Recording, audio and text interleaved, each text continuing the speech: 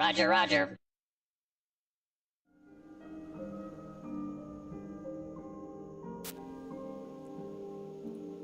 Good evening, one and all. We're going to be continuing this piece of artwork, which is going to be used for a video.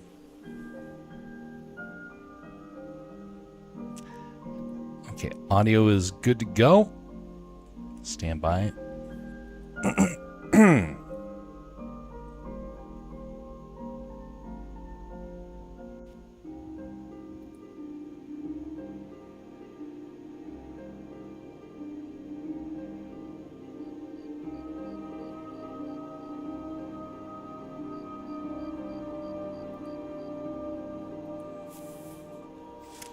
All right.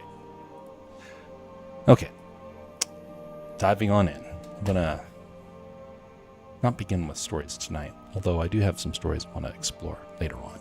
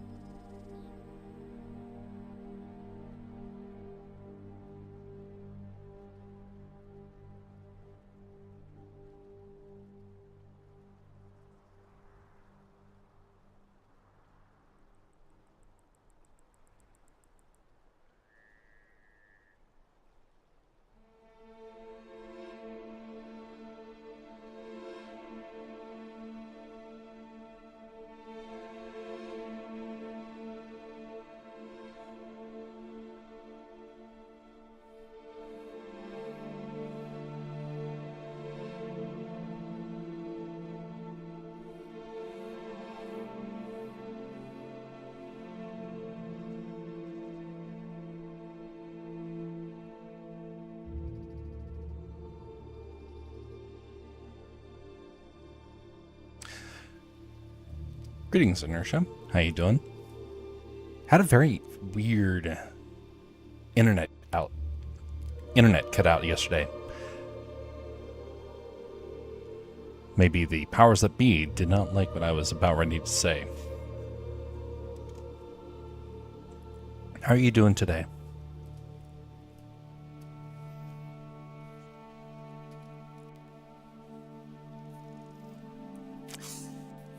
It used to happen far more often. I'm not really sure why. But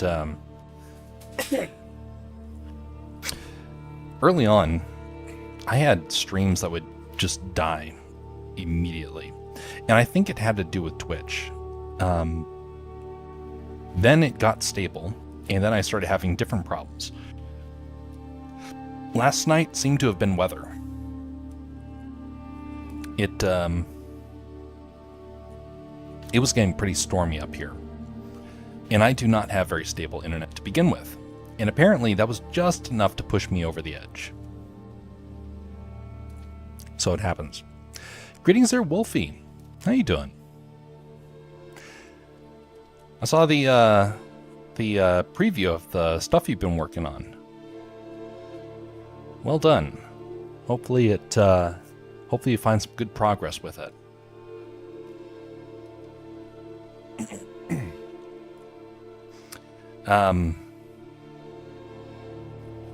When do we get, what is the schedule currently for that project? I thought it was mine, says Inertia, so I started troubleshooting my internet connectivity and was like, nah, it was Jeff's side. Yeah, it was, sadly it is definitely Alaska problems. But, like I said earlier, thankfully, not as common as it used to be. It used to happen probably once every 4 streams that I would have a problem. Thankfully, a lot less so these days.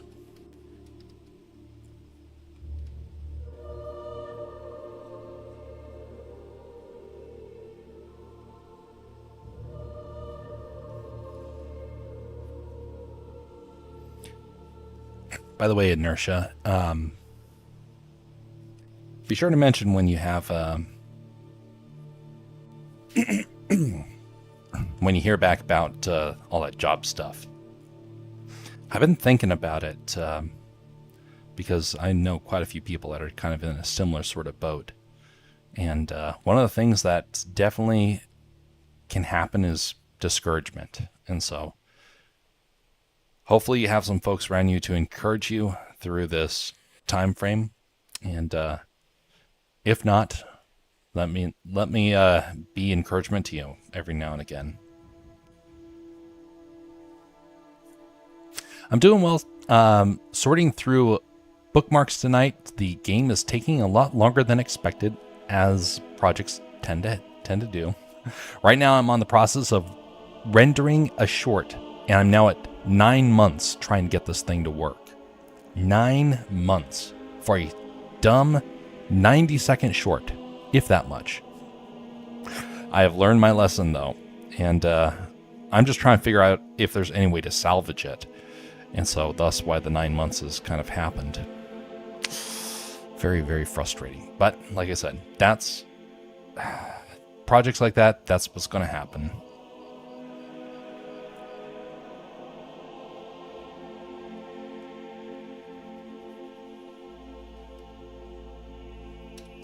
It's also it can be very frustrating. I saw your message on the Discord that sometimes you work on a project for so long, people kind of forget about it.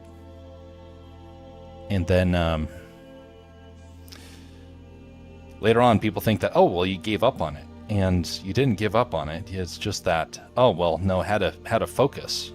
But streaming world definitely is cutthroat, and people forget fast. Now, many times, people actually will come back around and find out, like, an update. But waiting for that can definitely take a while. So all I can say with suggestions for how you produce stuff like that definitely be sure to give regular updates, even if it's just saying, hey, learning about this, learning about that. That way people kind of know what's kind of going on with that. And that way you can kind of build up expectations and interest. Of course, I'm not one to speak or anything, because it's not like I've had any great success with it myself, but I do know based upon what other people have told. Speaking of which, before we go too much further, I want to take a brief moment to mention about a project that I was working on that took 2 years to finally come about. And this is it. I was fed up of stream elements and all the nonsense that came with it, and I was like, well, I want to be able to add sudden suspense to streams whenever I want. And I didn't have that ability with other stuff. And so it took 2 years of tinkering on this thing to finally get it to where I was happy. Projects go slowly, and discouragement sets in after a while. And then you come back later on and you finally figure it out and you're able to progress. But anyway, this is an example of what happens after 2 years of work. And you just got to take one bite at a time. So hopefully your project finds some good success, even if it takes a while. They're looking for petty things, and it's backfiring horribly for them. Updates in regards with my employment. HR is trying to terminate me and lift my suspension period, and that's where it's backfiring on them horribly. You promise on this date and this time, and you'd be transferring me to another department, not because you're terminating me over being late, even giving my services and complete my transfer process. Cough. With all due respect, I mean. Yeah. Trying to deal with that nonsense is frustrating. So when I was working at Amazon, I was eventually terminated. But for them, it was letting go, because, they didn't want to have to go through the headache of firing. Because for me, I quit because one day I was at the place and they said, hey, you have to do this job or you're going to be removed from your position. What was the job? By the way, I was employee of the month. And they're like, well, you're going to be on a cherry picker. One of those cranes that goes way up in the air, about 4 or 5 stories, to be able to get stuff from the top shelf. After doing it twice and looking down and seeing the chaos below, I realized if I fell, that would have been it. And what's more, we had 2 fatalities within the time I was there. Both of them happened on the cherry picker. One of them was from the safety harness. Safety harness, which was supposed to be safe, thank you, Amazon, actually served as a noose and ended somebody very, very swiftly. Another one snapped, and the person fell and was crushed. So I said, no, I'm not doing it. And they said, well, fine, you're going to be terminated after 2 weeks. And they put me on the least enjoyable job in the place. Turns out I actually really enjoyed it because it allowed me to play Puzzle Master, and it was good fun. And so what they thought of it was a punishment actually turned out to be a blessing. But yeah, trying to deal with all that nonsense is frustrating. And I wish people had mercy in their hearts. But a lot of businesses don't have that. A lot of businesses are like, how much can we get out of you? And then they squeeze every last penny. Kindness is not in their vocabulary. Much appreciated, Wolfie, for the compliment there. It's a lot of work. And by the way, something else I want to share. Just so you all know, I'm in the final stages of trying... Oh, by the way, this is the animation that's taking me forever to do. So it got coming soon right now. But this is the thing. Pharaoh and the Smith. This one is almost there. I'm in the final draft for it. But eventually it'll be right here. It's a short story. About a 20-30 minute read, depending on how fast you read. And it will be right here. It is going to be online, and it should be pretty nice. But people that end up working with Castercraft into the future, one of the neat things about it is that I'll actually be able to help manage projects through that site. So there's some pretty neat stuff that's coming along with it. Anyway, there'll be more over this next week that I'll cover with that, which, by the way, that reminds me, I'm going to be on Daramuth's channel this next Tuesday, and we're going to go over a bit of what has happened with Castercraft, what the vision is for it, and what the plan is. I don't know how much we'll cover, but he has expressed a little bit of interest in wanting to cover that. So I'll be sharing more information about that in the future. Bad news, we lost someone working at the cherry picker. Good news, we have a new position open for the cherry picker. Gotta have the positive framing company mode.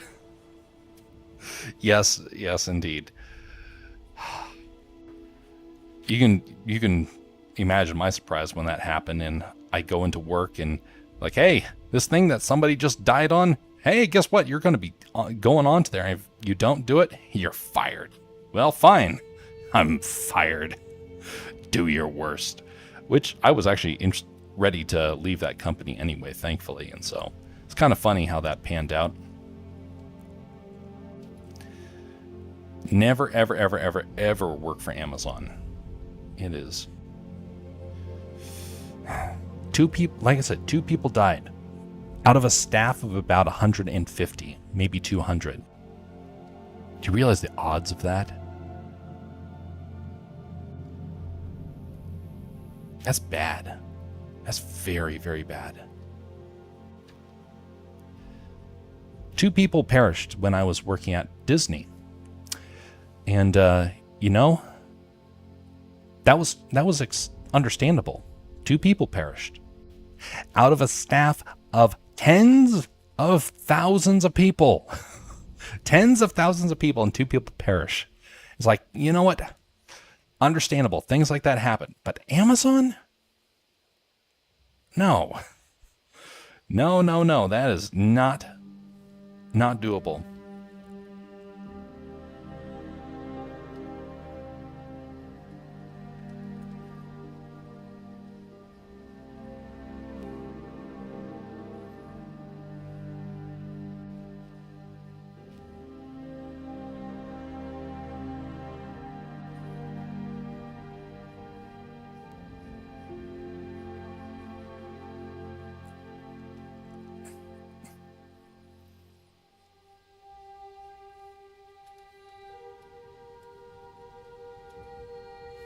Good news, I have 2 jobs lined up, both music companies. Ooh, there's YouTube and Spotify. Their HR liked my 2-year work experience working for a radio company, but I'm playing it cool, not jumping the gun too early.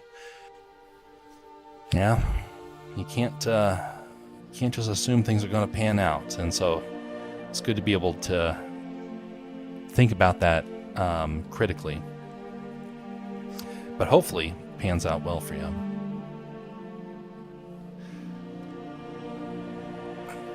Now YouTube, though, I will say YouTube is, well, all streaming platforms. Here's a little bit of an insider perspective. So when I was working for some big streamers a while back, they mentioned that the industry was dying and that most people were trying to get out. Well, some companies have doubled down. and they're thinking that somehow they're going to be able to salvage things. I really doubt that.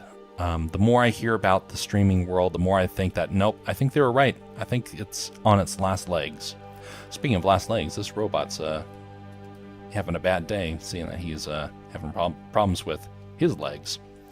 But I've seen a lot of people let go or fired, including myself, from the world of streaming and working for streaming companies.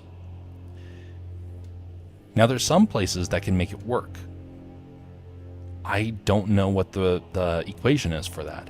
I think they usually have to have a partnership to really make it work out. If they have that, then they're kind of golden. If they don't have that, well then chaos seems to ensue.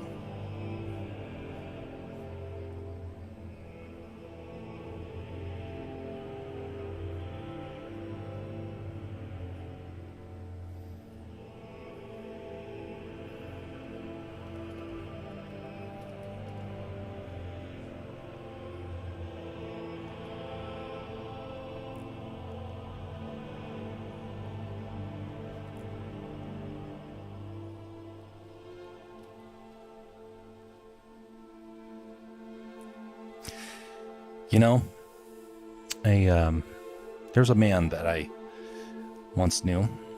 It's been a while since I've heard about him, so I kind of hope I hear from him one day.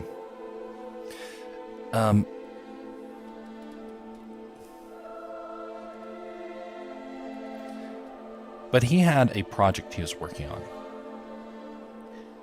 And it was really starting to take off. He put a lot of effort into it. And one day, he finally got in. It was years of work. And suddenly, it all took off in the year that he was about ready to quit. And now he makes very, very big profits off of it. He hasn't quite made his money back yet, but he is now in the industry. You never know how long it's going to take to finally arrive. But if you're passionate about it, you're willing to at least stick it out and find out over time. One of the hardest things to do in our culture, I would dare say, is learning to stick with it through to completion. Like, golly, I struggle with that. A lot of projects I've worked on, I just don't have that track record of being able to say that, yes, beyond a shadow of a doubt, I'm like capable of fulfilling all these different project dreams and ideas. Some of them I can definitely do it, but it all takes time. And many times discouragement starts to come about the halfway point. Sometimes even the first 10% of the project. There's a project that I was working on. It was wildly successful. I got so much done in the first month. Like, all the work was just flying out of my fingers as I was working with it. And then, after about, I think I was in the 5th week, all the brakes got applied at once. Every last thing that I was working on with that project failed. And it stalled out.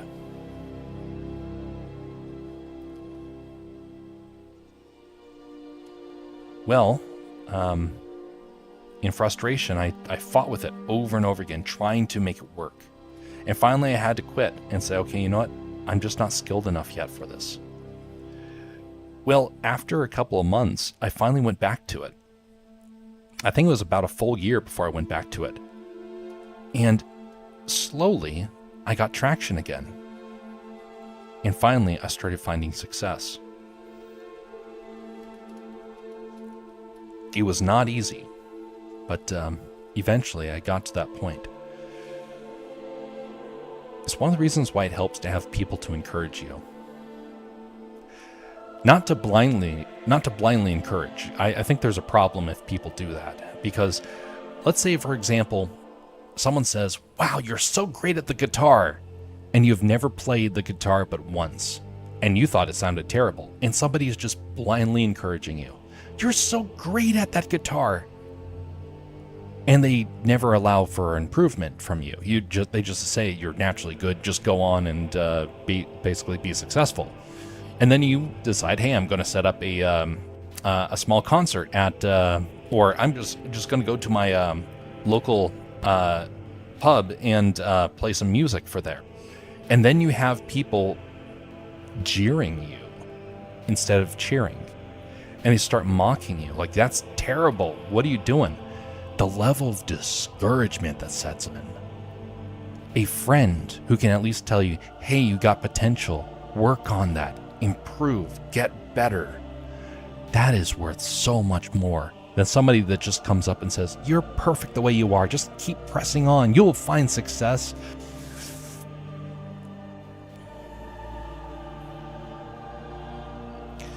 Because eventually, the bill comes due. And who knows? You might have invested, like one guy I know, tens of thousands of dollars into a project that fails, and people ridicule you, rake you over the coals in humiliation. And you're like, wait, but I put in the effort. Everyone was praising me for it. Yes, everyone who wanted to get something from you was praising you. And the people that really had like the wisdom to say, hey, that's good, improve upon this.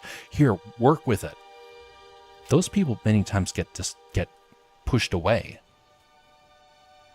Good friends reach out to one another and say, hey, I want to encourage you and also at the same time tell you to improve.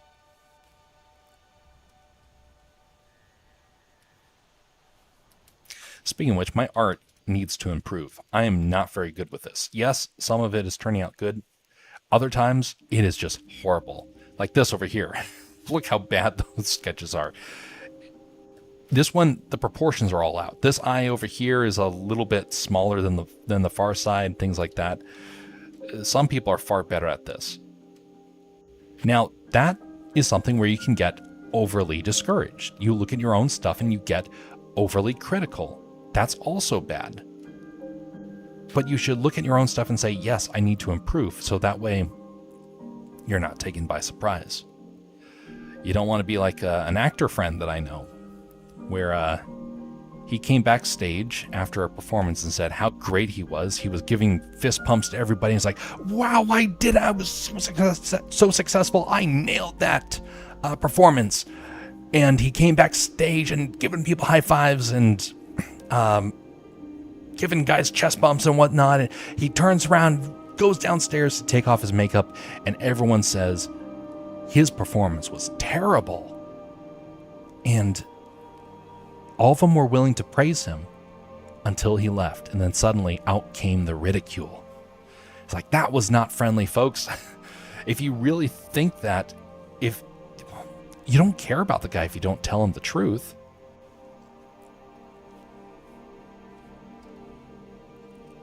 But if someone came up instead and said, hey, yes, you did really good on this. You might want to improve, might want to work on this, but besides that, you nailed it.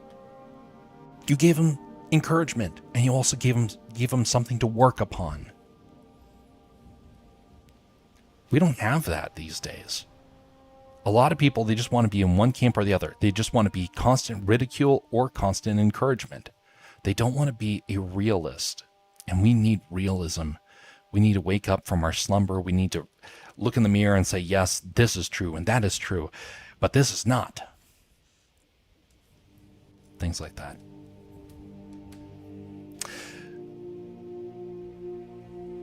Inertia says, I think it's impossible.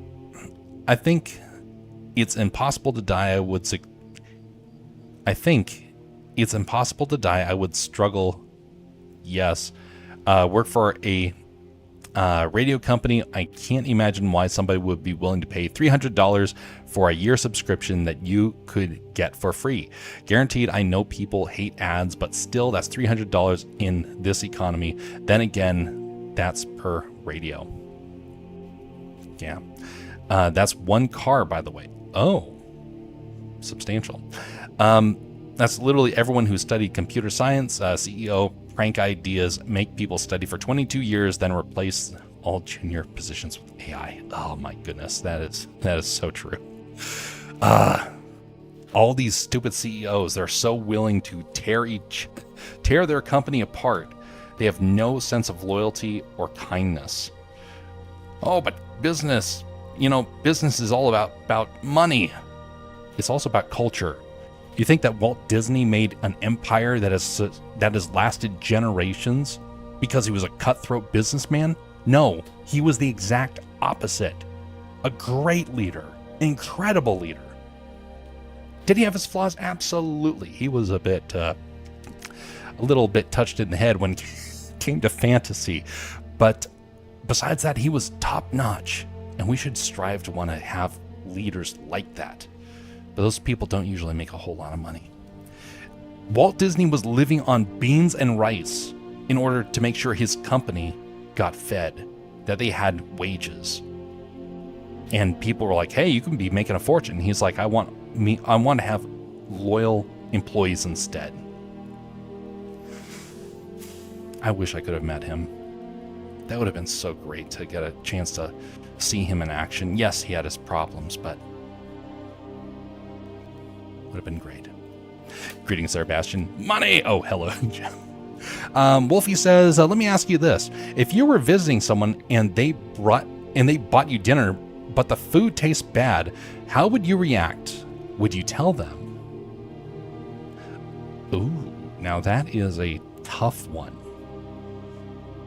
By the way, I am not, I have a terrible stomach. I do not do well with a lot of food. A lot of flavors really set me on edge, makes me gag. And just recently, I was up in Barrow. They gave me one tiny bite. It was about the size of a stick of gum of whale meat. I bit into it. It didn't taste bad. It tasted bland. But as I chewed it, it's like, ugh, there's something about this. I've forced it down. And then I went over. I started just chugging water everywhere I went. I went back to my apartment that I was at and started stuffing my stomach with crackers. I ended up being sick for 2 days. And I missed out on the opportunity to photograph polar bears. It was so frustrating. But that's my type of stomach. So to come around to what you just said there, you're visiting someone and they brought you dinner, but the food tastes bad. How would you react? So there was a day where it goes different for different people. Now, many times if something had gone wrong with food when I was growing up and our mother messed up with something, we would try and find a gracious way to mention about it. But there was one day when she brought out muffins. She put it down and we could see she was having something that she was struggling with. She walked out of the room and we bit into it and it tasted bland, weird. And we ate it and we didn't say anything. Our mother came in, she took a bite of it and she said, "Oh, that tastes terrible." She spat it out and she realized that she had messed up the ingredients. And she said, "You guys didn't complain about it." And we're like, we didn't want to hurt your feelings because we knew that she was dealing with something. If someone is gracious enough to give you something to eat, the best thing you can do is to accept it and eat whatever you can and then find a gracious way to avoid some other things. I was at a Midwest house back in for Easter in 2012, and they brought out casseroles. I hate casseroles. They're the worst. I cannot stand casseroles for anything. makes me gag, and I get sick even just thinking about it. Well, they brought out the casseroles, and everyone's digging in. I took a little bit, and then I realized nobody was eating the pork. Nobody even touched it. And so I went over and loaded up on the pork. It was the thing that I knew I could appreciate. And so thus I avoided the shame of that. Now, sadly, I gotta say, I don't go to a lot of people's places, so I can't give you anything that's really current. But I do know this, that you can take a little bit and be able to still accept it. Gauge what your host is doing with their food. Eat what you can and don't gorge yourself. You can be able to stomach a little bit.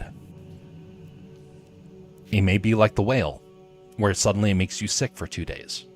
My dad has had a lot of times he was forced to have to eat stuff to be accepting for stuff he was doing in the military. He would be visiting with diplomats, and that would be the case. He would eat it, it would make him horribly sick, and he was like, okay, I gotta just jot off that there's going to be time afterwards that I'm going to be ill. It happens.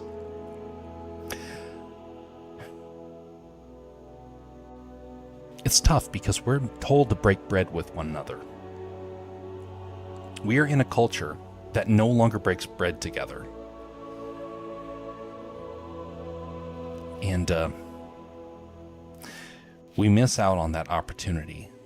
And I think it's making a lot of people distant. What if they asked you if you liked it? See, I've been asked that many times, and I won't say necessarily that my response is necessarily the best, but it is the one that I have gone to. I will say something along the lines of, that was very good. A little bit goes a long way for me. I'm still trying to get used to that, but it does taste good. May have to eat it a little bit slower. That's the response I gave one time. It was not taken very well. Another response that I gave was saying, oh, it is very nice, and then trying to change the subject and saying, oh yes, this is great. By the way, I noticed that, and then bring up something and change the subject. So that way you don't dwell upon it. I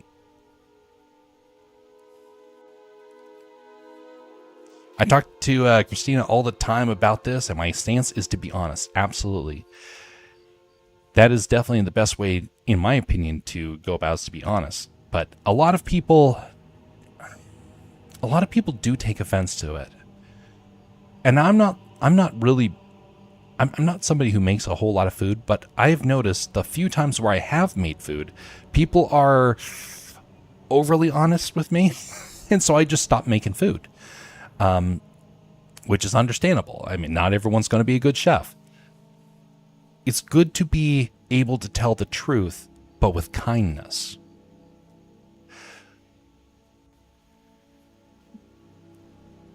It's kind of hard to tell verbally.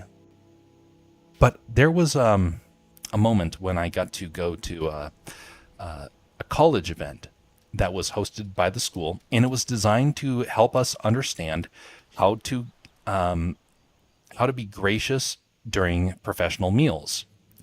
And we all were graded, and I got an A+. And the reason why I got that was because I just didn't really focus on the food. I focused more on the event, upon the people. And it's kind of weird that they had us do a course like that. It was like, why are we spending money doing this? But I didn't realize that a lot of people don't have that sort of background. I came from a military family. We had to be used to that sort of thing.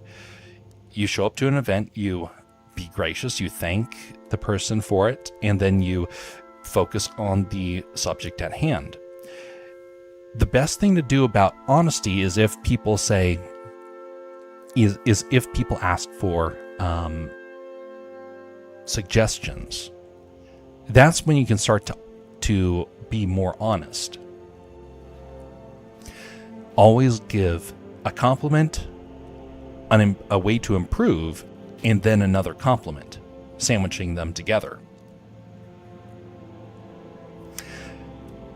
You know, that bread was great. It had good moisture, maybe just a little bit salty, but you know what? It was definitely complimented by the way that you put the garlic butter on it.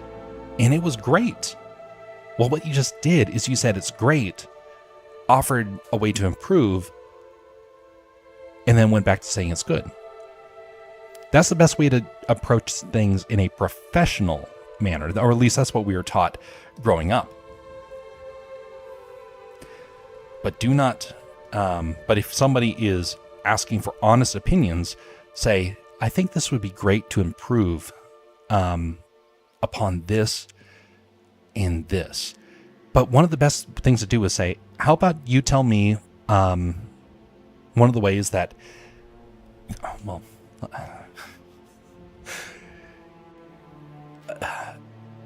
there was a guy, he made kimchi, and he went to a college event, and he offered kimchi to everybody. And one of the things that I've noticed for a lot of people that are super, super nervous about their food is they don't taste it. They come up and say, oh, this is, oh, my bad. They come up and say, oh, this is the best stuff. It's straight from my country. It's wonderful. Try the kimchi. And then you taste it like, oh, that's horrible.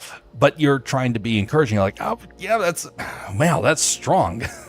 I can only have a little bit of that. But thanks for letting me taste something from your culture.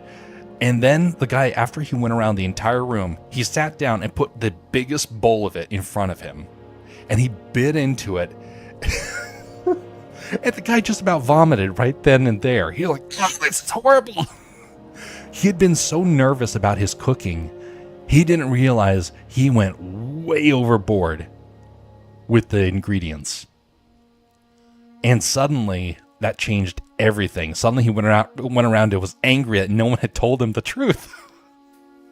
But we're like, well, you were super nervous. You're going around trying to offer your kimchi, and we didn't want to hurt your feelings. But then it became a laughing event where everyone had a good time about it. And then it became something that the whole group could remember fondly. I can't imagine Whale Blubber being bad, says Bastion, yeah. But anyway, it was really interesting to get to see that. But here's where it starts becoming a problem. And this kind of goes back to what I mentioned earlier about the art and how, or the music or whatnot, how sometimes you can be delusional. If people give compliments without ways to improve,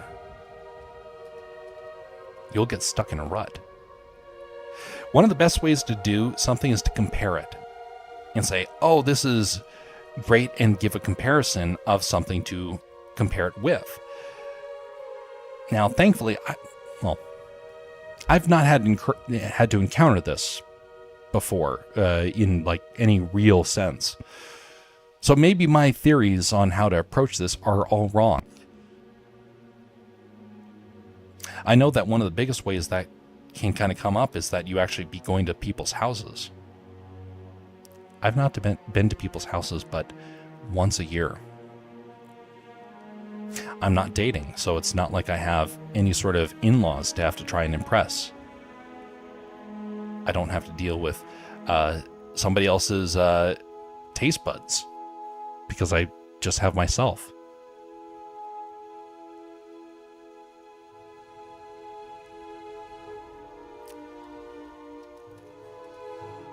Food is a very subjective thing, and we are in a culture where we have so many different flavors that trying to appreciate all of them is definitely a challenge. Inertia says, company, that's not true. We're not replacing all positions with AI. Look at the 5 junior programmers that we kept from the 300 that we originally worked with.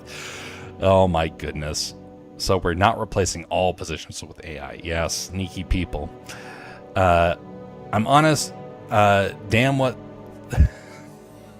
what's that specific taste? Why does it taste like that? Inertia. Okay, well, if you give Inertia something to eat, be prepared for the truth, and it will be blunt and probably will fare pretty well, honestly. Everyone that I know who's honest, if they're like genuinely honest, many times it comes across a lot better than the average person. So that does make sense. But you don't want to be Gordon Ramsay, for example, and just say about how terrible somebody is.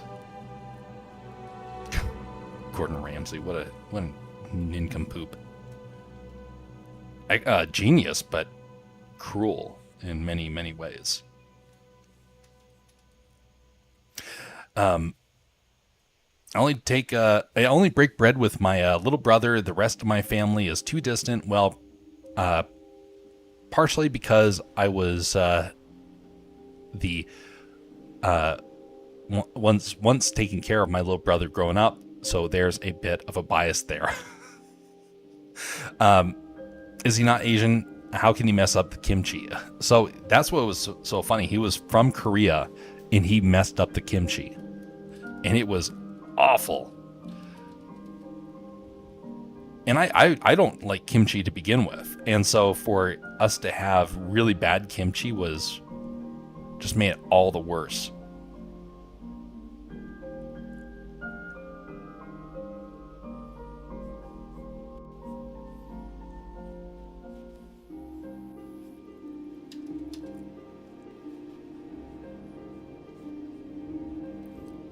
You know, somebody was very bluntly honest with me. In a cruel way, honestly. They were trying to tear me down. And that's something where if you're genuine and somebody has a history with you, you can be a lot more honest. For example, there's some people that I would never want to say something negative to without starting off with a bunch of positive things. But there's some people where I can dive right into the negative stuff because I already have that history with them.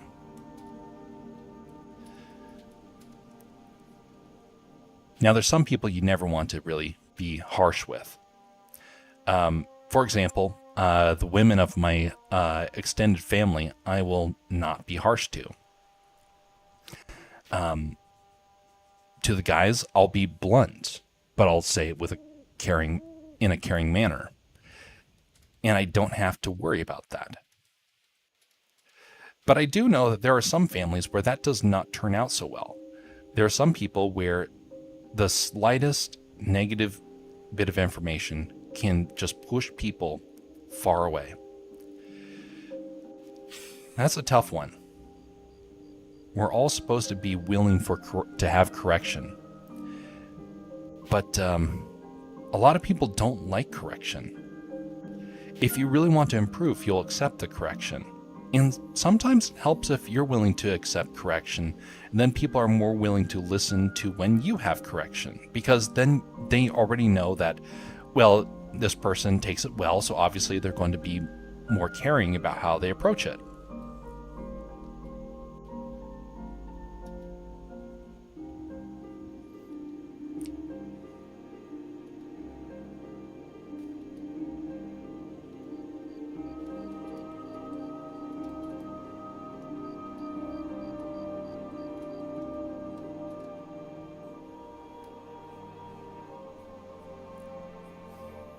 Just throwing Darth Vader's chest thing here.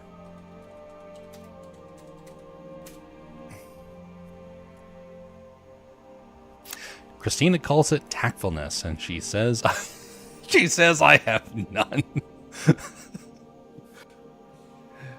It is definitely a learned skill. It does take a bit of work. I will not deny that.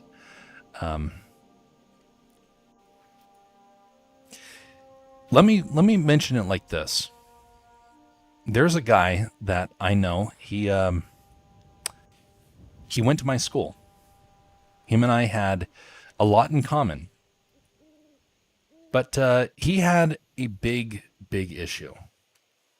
He delighted in the shaming of other people. And that was the big difference. He wasn't blunt.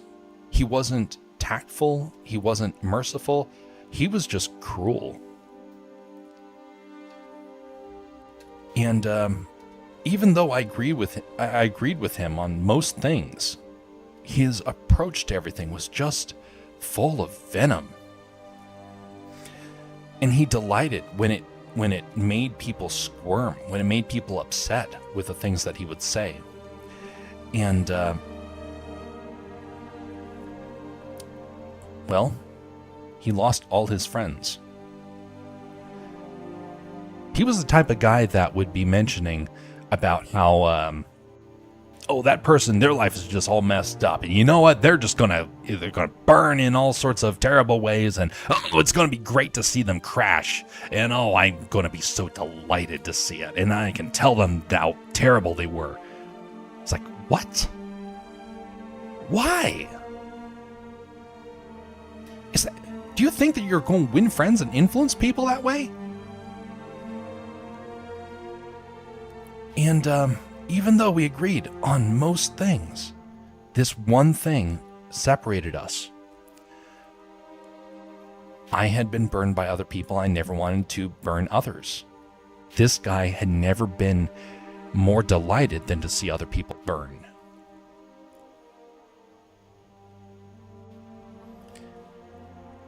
He was a terrible guy to have to be around.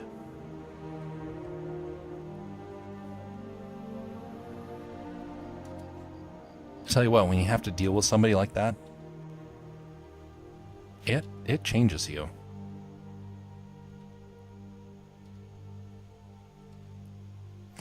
Tact is learned over time. We all have ways to improve. I get worried that a lot of times we don't get that opportunity. There's not enough time to get to learn it before bridges are burned.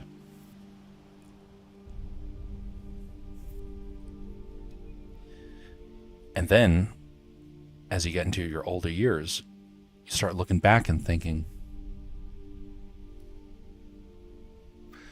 I would give anything to get to go back and try again.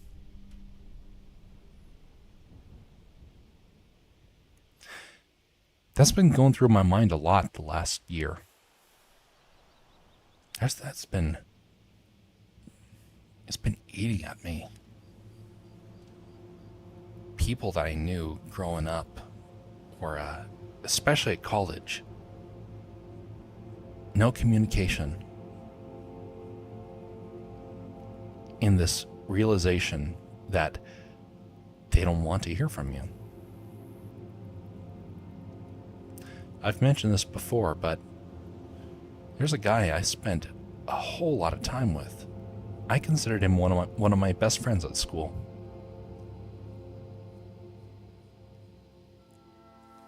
Two years after graduation, he sent me a message. And he said, "I hate you so much." And he went into a tirade. And he blocked me. A guy I had spent many years with. Positive interactions. Just a little bit of time apart. And suddenly, he hates you. Tell you what, that makes you sober fast. And it's like, why? What happened? And you can't even follow up because you can't get a hold of them. And you're like, well, guess that's over. That happened to a lot of people. I really do wish I could go back and kind of relive some of those moments and see what happened to cause that. Because a lot of it happened after you're gone, after you've already moved on.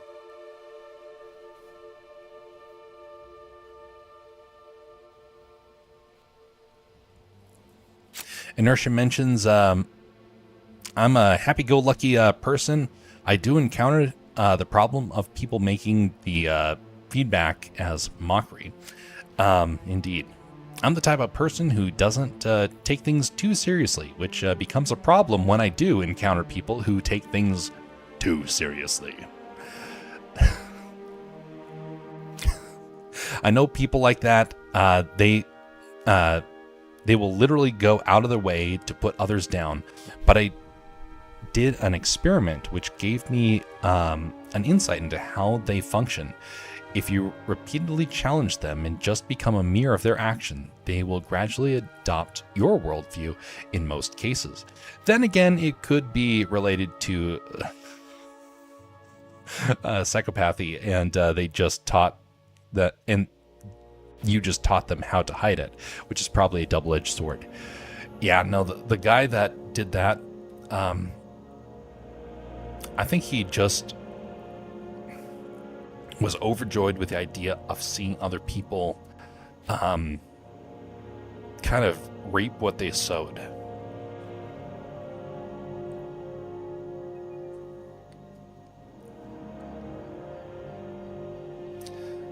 Whenever you can, show mercy.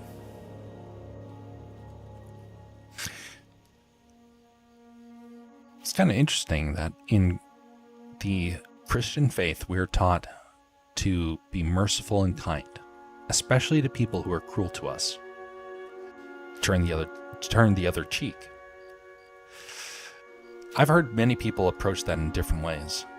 But I gotta say, I've seen a lot of good come about from people that are willing to overlook an offense. The Bible talks about that in many areas. And I think it's high time that we really start to readopt some of those behaviors. I wish other people would adopt them as well. Now, granted, for that, it's kind of my own selfish reasons, but it's also with the desire to want to see them restored, to see them fixed, and be able to find joy again. There's a person, one of the people that cut ties with me back at college, and they're not doing so well. They're having a heck of a time, and but they're bitter at the world. They're bitter at everybody, and everyone they knew is the enemy to them. They're not willing to listen because they've cut off all lifelines to other people. You don't realize how much you need that lifeline until you're desperate for it. And then you're like, but now my pride is preventing me from reaching out to these people. I wish I knew how to help people like that, but I don't. The few times where I have tried to help people like that, it doesn't go well. See, I'm somebody who has, I'll say I definitely can tell that I have a very strong moral compass.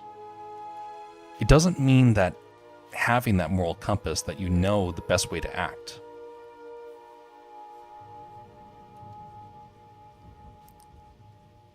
For me, that's definitely been the case. There's times where I get so utterly confused about a situation, even though I know the right thing to do. I get so utterly confused, I freeze. And I make a horrible decision. I'm like, wait a minute, how'd that happen? Well, a lot of it was that I didn't have the ability to kind of sit and think about it. I had to act too quickly.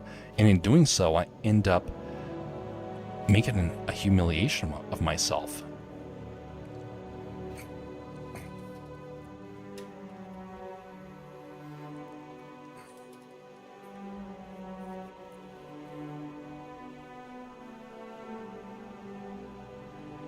I have no enemies. Well, I hope so anyway. But there are instances where people are too obvious of their actions. I just wish they get hit by a car. Oh my goodness. Karma will do the work for me. So, that's a tough one. That's a tough one. I know the sentiment behind that. But it is very easy to slip into a sense of cruelty. And I'd always be careful about that one, because it's so easy just to wish that people experience repercussions for their actions. But last I checked, a lot of people, if they experience too much in too short a time, many times they will be solidified in their ways. We can be happy when people change, people correct. But the thing that makes people change the most is when you show mercy to someone when they don't deserve it. It is incredibly difficult. There's a guy who I never saw eye to eye with. I've mentioned this guy before in past streams. He was a unique fella. Very, very messed up fella. Had a lot of issues. And somebody kind of mentioned how they hoped that everything would just kind of fall apart for him. Well, they got their wish. It fell apart for him. And there was no one there to catch him when he fell. He hit hard. He hit very hard on hard times. And he felt like there was nobody that cared enough to help him back to his feet. It's pretty nice when you have a friend that you can be able to say, this person helped me when I needed it most.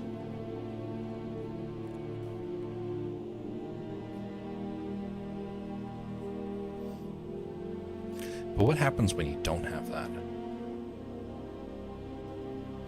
It's one of the reasons why I kind of grieve the fact that I've not really found a community up here in Alaska. Granted, it is my own fault in many ways, but also it's kind of a fault of that our community has become cold and distant. Problem is that if somebody has a problem, you don't know about it. There's a guy that I know up here in Alaska. Actually, no, a couple, but there's one guy in particular that I know that I met him a couple years ago. And I've been seeing him slowly falling apart.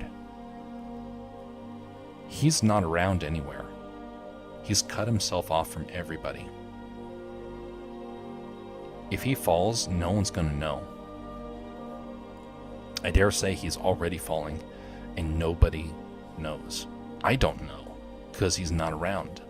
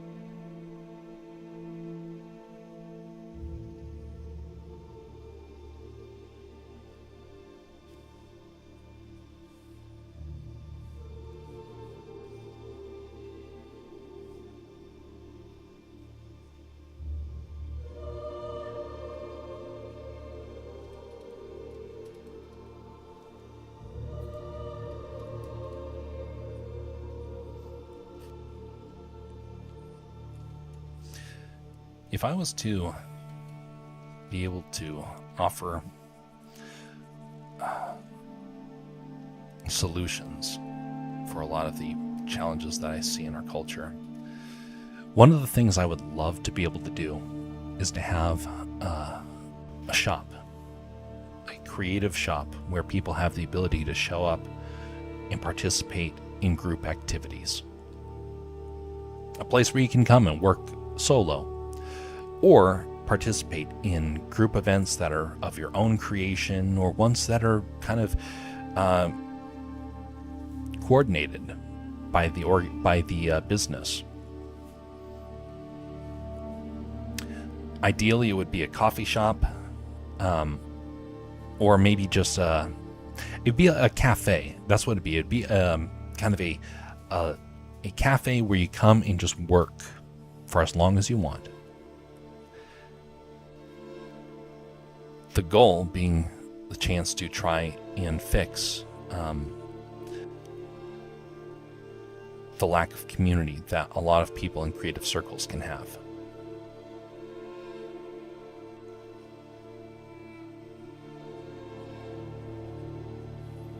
Actually, let me do an actual droid here. Let's see here. I was going to do a variation off of a Darth Vader helmet, but I think I should do an actual droid here.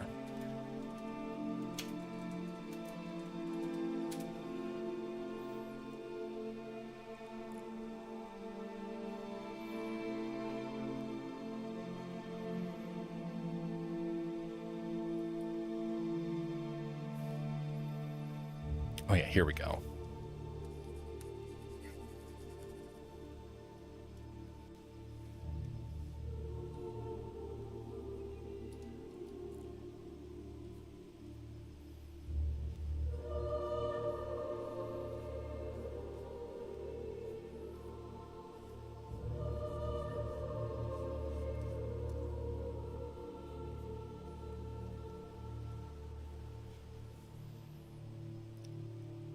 Can't do it. Like, every fiber of my being is yelling, this person is a menace to society.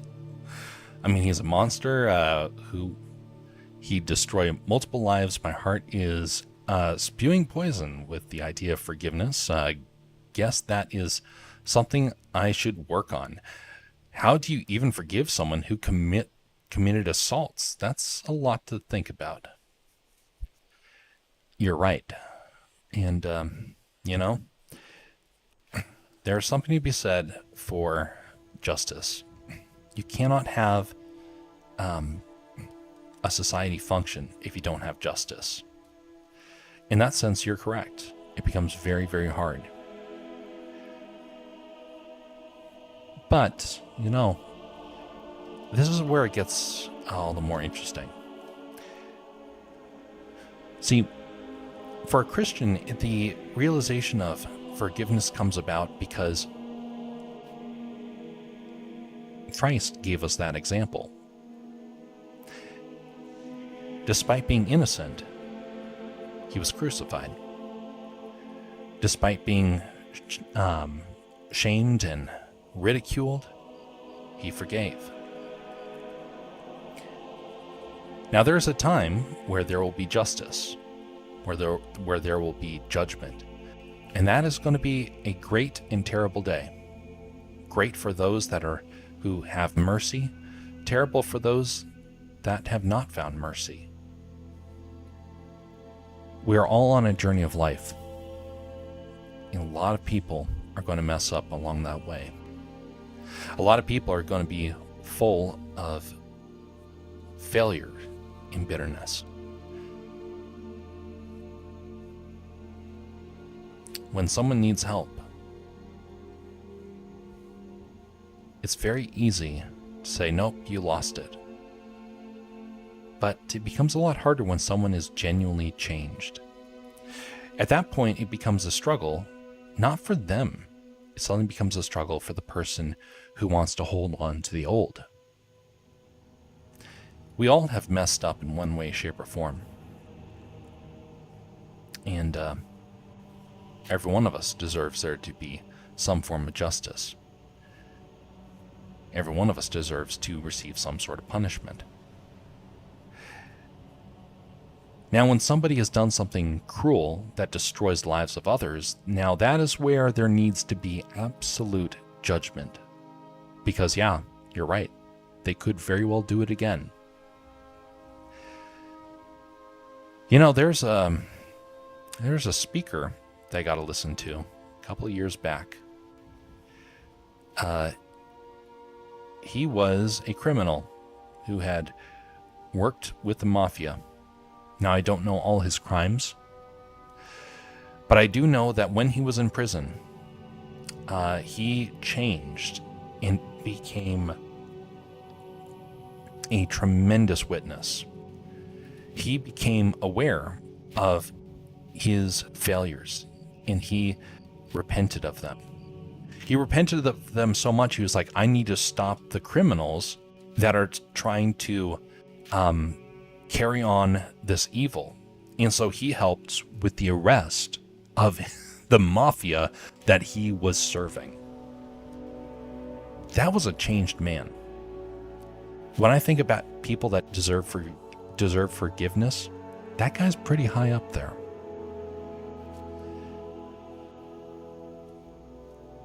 Now, there's other people that I dare say have lost that forgiveness in many ways. But there is no official judgment until one day when there is final judgment. Until then, we have to be merciful and kind whenever we can. You don't overlook the crimes that someone does, but neither should you be cruel about it, because you never know.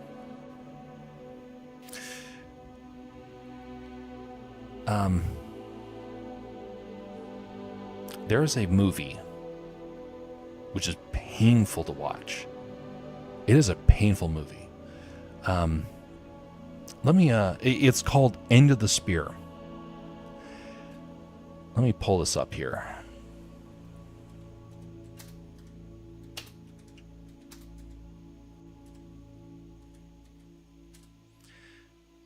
This is an incredible story. And this very much sums up a lot of my opinions on this matter.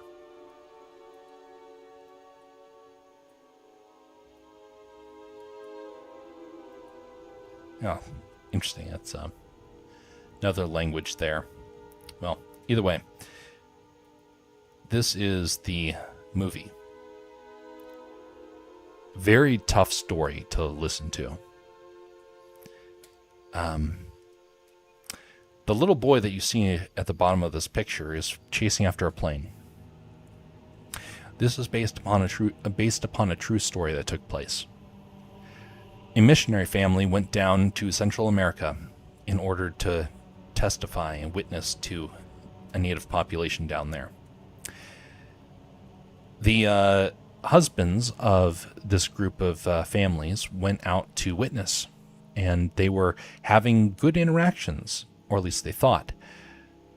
And then one day, they were not just killed, they were butchered in the most painful way possible that their people knew. The family had every reason to want to leave, to cast them aside. What they didn't know is that the people who had done the killing were being tormented in their soul. They knew that they had killed innocent men. And some of them started to panic, started to have all sorts of nightmares. Well, the families actually stayed there and continued to minister despite being around the people that had killed their family members. The entire tribe ended up converting.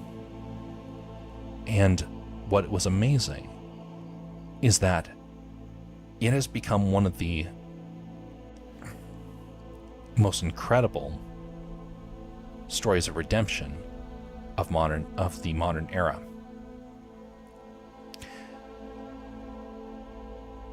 Good film, highly suggested.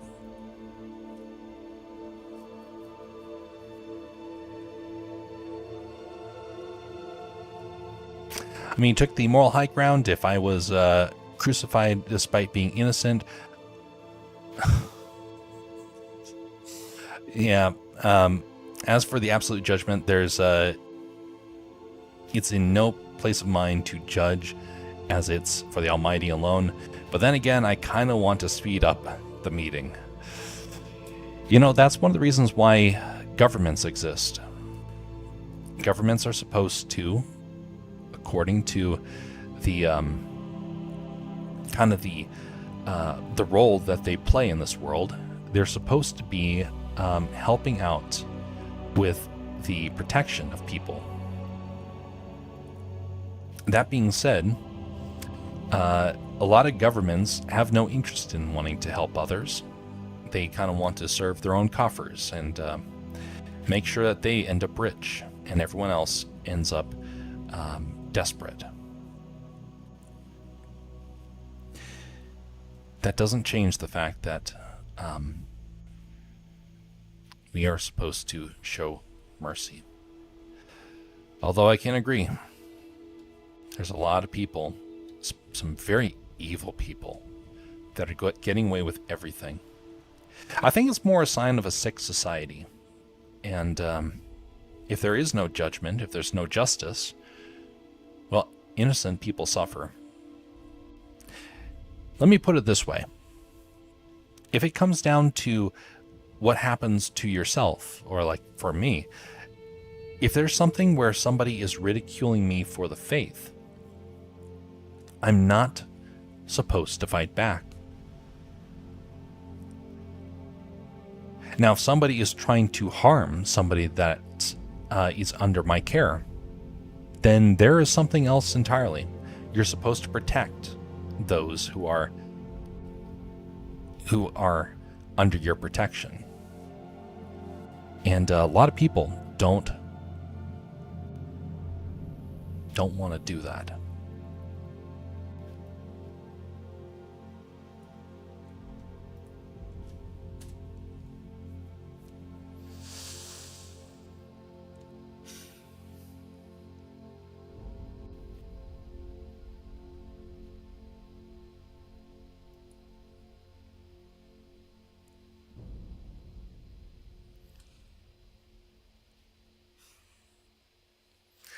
Wolfie says, do you know about Ishbi Benob?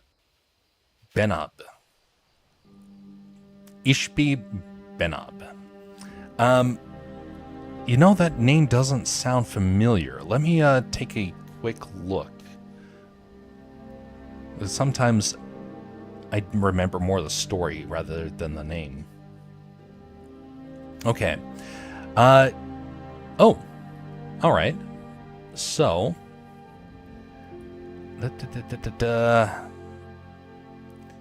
yes, okay, yes, I have read about this, although it has definitely been a while. Definitely been a while. Wow, I don't remember the last time I came across this. But yeah, I do remember the description.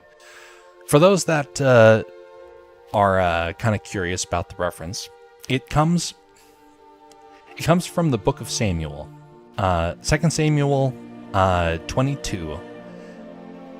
Once again there was a battle between the Philistines and Israel. David went down with his men to fight against the Philistines, and he became exhausted. And Ishbi Benob, one of the descendants of Rapha, whose bronze spear weighed 300 shekels, and who was armed with a new sword, which he said would kill David. But Abishai, son of Zeruiah, came to David's rescue. He struck the Philistine down and killed him. Then David's men swore to him, saying, "Never again will you go out with us to battle, so that the lamp of Israel will not be extinguished."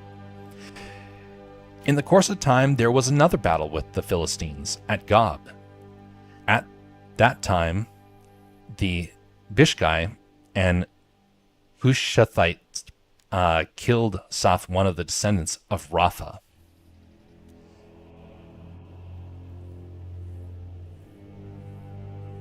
In another battle with the Philistines at Gob, Elnan, son of Jar, the Bethlehemite, killed the brother of Goliath, the Gittite, who had a spear with a shaft like a weaver's rod.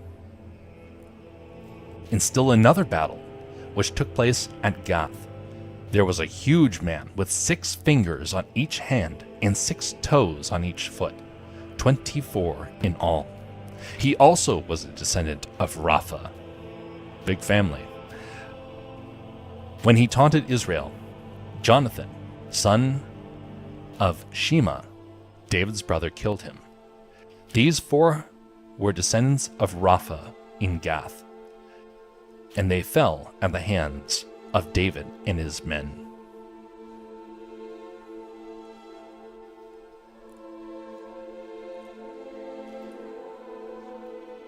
It is amazing to think about the fact that there were people of such immense size that David and his men had to encounter.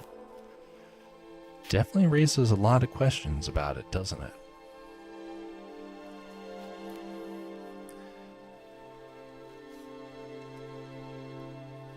You know, I know a lot of people really don't like studying things of the past. Oh, sure, they'll pretend like they enjoy studying it, but a lot of people really don't. Because there's a lot of really challenging things that really upset a lot of folks. And I couldn't quite understand why, because I've always been extremely curious. Well, there's some people in this world that are not curious, not in the slightest. And a lot of those people, they like the idea of somebody else kind of coming to a conclusion. Then they want to become the champions of that conclusion. I'm going to give all the support that I can to this worldview, which I barely understand myself, because curiosity isn't there. How can there be Megalodon still alive, for example? Obviously, it must have died out, and here's all the proof. Did you stop to ask yourself a question about some of the anomalies? Oh, you can't talk about that. That questions the great teacher that I heard. Yeah, but what do you think? How do you evaluate this stuff? And I can understand, a lot of people, that is a scary prospect to have to stand on their own 2 feet. By the way, the reason why I brought up the Megalodon is because I shared a photo with a researcher a couple years back. Now, this is a researcher going to biology, was top-notch in her field, and she saw the photo and hyperventilated just from the photo. And she started to spaz out, like, that can't be real. I didn't say it was real. I said, have you seen this photo? Do you know if there is any truth behind it? And just the sheer panic that took over.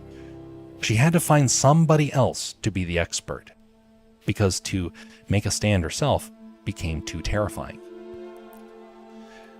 There are some people in this world where if you mention that there were giants, they freak out. Though that's just the stuff of fairy tales. These giants are big, but they're not like the super giants of old that you'll hear people talk about. They're big, yes, but we have people that are bigger now. Maybe not the same amount of weight and muscle, definitely not, but people that stand at the heights are definitely there. So it raises a couple of questions. Can that happen still? Are there still giants, and we just don't know about it? By the way, for those that don't know, we're going to be having a discussion next Thursday about Bigfoot, and we're going to cover some of this. This is going to be taking place on Dadman's channel. I've already shared it on the Discord, but this is going to be a good discussion. and during which you're going to get to hear some personal experiences. If you haven't heard that before, and you kind of get curious about whether or not there is a creature in the woods, let me try and reason as to why there is. Tune in next week, and it will be very interesting, I can assure you. If you haven't heard this story already, because I have mentioned this before, and we did have this discussion 2 weeks ago with some other folks, but somebody else heard about it and they wanted to do a follow-up interview with this. So anyway, we're going to be on Dadman Walking 55. There's a lot of truth in that. Then again, before I spiral into overthinking, time to bucket it for future me to take care of.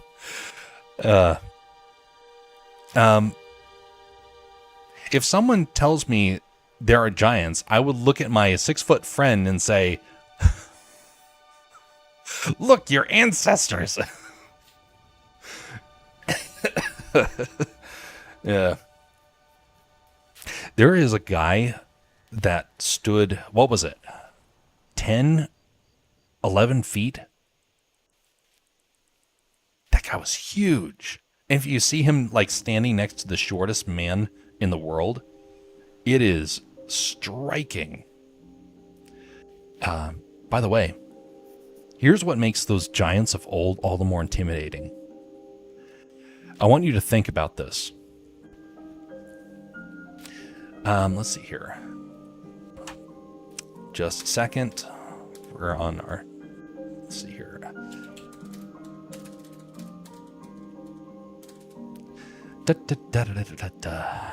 All right.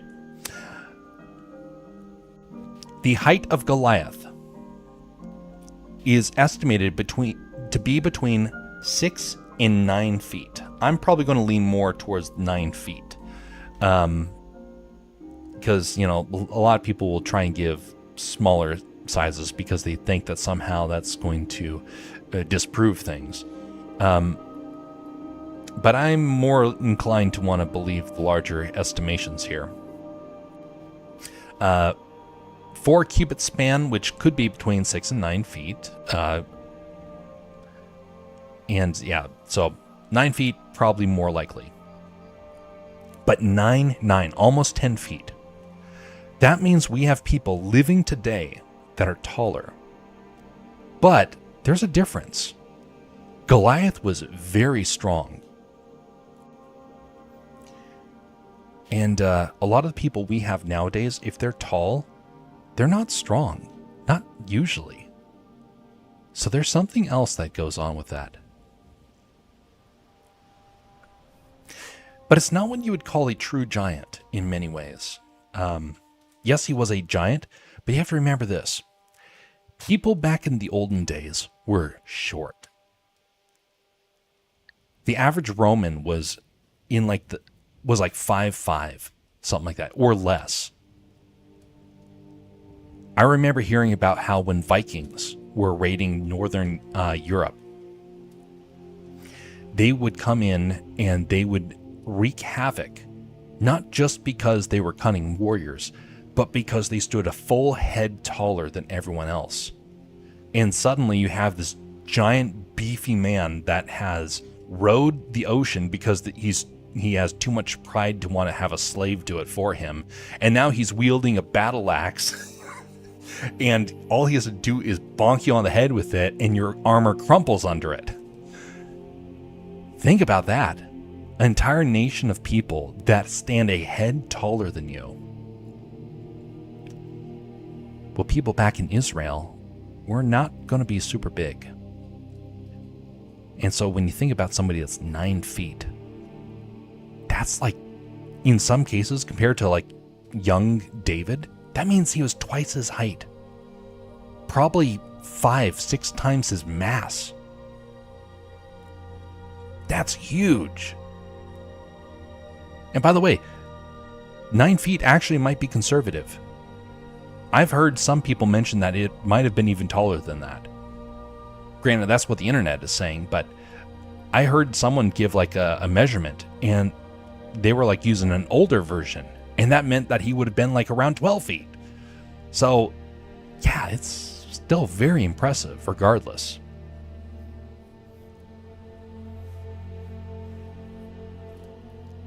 If Bigfoot exists, I'd probably be terrified with the idea that a Wendigo exists as well.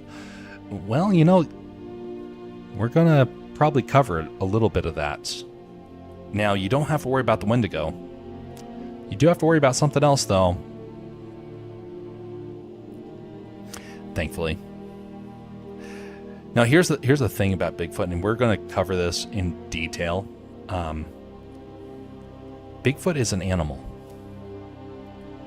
And we're going to give the reasons as to why it's an animal and why it's not something that needs to be terrifying to people, but why you also have to be wary about it. And that's the big thing that we're going to cover. You have to beware of that which is naturally going to be stronger and bigger than you, and cunning. And yes, Bigfoot is that. But we're going to give the arguments as to why it is real.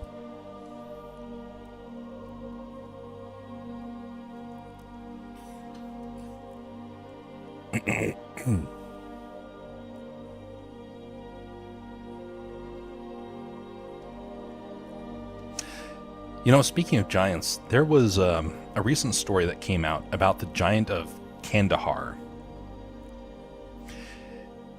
Now, here's where things get a little bit more interesting, because there are some people that they desperately want mythology to be real. And some people have actually gone so far as to make very outlandish claims of things that are taking place in this world. And I understand why. It's very appealing to think that, oh, we can find all these mysteries and whatnot. It does sound very exciting. It's also terrifying. But I don't believe that the giant of Kandahar necessarily happened. But I also am not willing to deny it either. There's like this gray zone where something can be true and also false.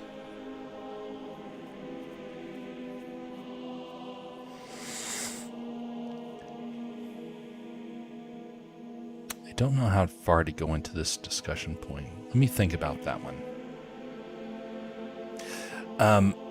My friend who's tall suffers from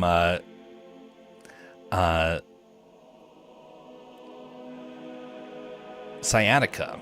It's basically back pain times 2. Here's 8 foot, imagine Slenderman. 9. You know, do you know Slenderman might actually have a bit of a realistic reference?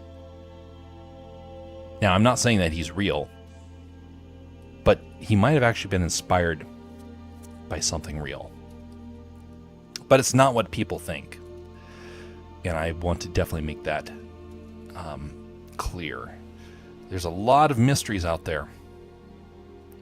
We can't necessarily just immediately jump to every mystery and say, oh, obviously it now means that something's true.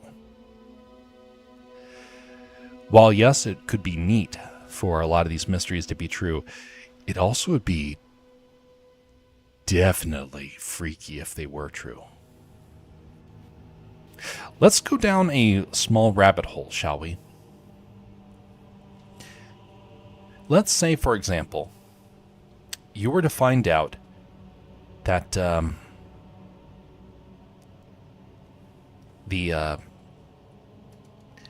giant of Kandahar really did exist,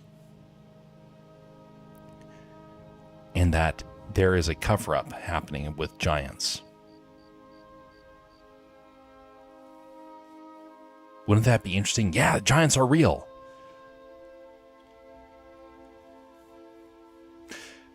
There was a day, a couple years back, where I was watching over a family's dog. The dog was in the house. It was late night, kind of like tonight. We were closer to the woods. Suddenly the dog's hair stood up and he gave a deep growl and looked out of a 2-story window straight ahead. Not down. It was further back and just looked straight at the window. And I looked out and I was like, what's going on? And then I hear it. Something large. I tell you what, when you've been in the wilderness as much as me, or you have very keen sense of hearing, as I do, that freaked me out. And immediately I knew there was something big and dangerous there. I ran, got a flashlight, and I could hear it starting to bolt. And so it's moving down. I get to the window. I shine it out. I can't see. I go to the back window. I'm shining it out, and I can't see anything. But I can see a little bit of movement of the trees. What was it?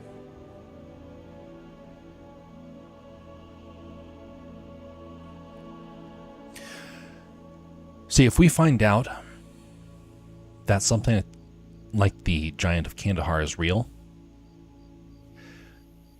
do you realize some of the danger we're in? Now, chances are what I saw was actually a bear. See, there was a neighbor's fence right outside the window. Dogs hate bears. And it would make sense that the bear could have been climbing on the fence. Which, by the way, some bear are downright stupid. They will climb on a fence and like, hey, wait a minute, how do I get up here? They're just trying to crawl alongside the fence. And they were just trying to find trash. And then you spook them and then they move. And because they're big masses there, you feel the rumble as they're moving on. On Thursday, we're going to go over a very real threat, though. A very real danger. We're not going to cover it tonight. I've told that story enough. But on Thursday, we're going to go over why there is something to be worried about. And why we got to have people wake up to the realization that there are dangers. But we shouldn't be excited if we hear that a danger is real. I won't mention the story that I've heard recently, but there's a new cryptid that I'm starting to think is real. And I don't think it's real because I want it to be real, but more like the stories are starting to connect, and I'm actually a bit worried that some of the stories might be real. If that is true, then it raises a whole lot of questions, whole lot of concerns. And you will not catch me pushing the limits, especially with family.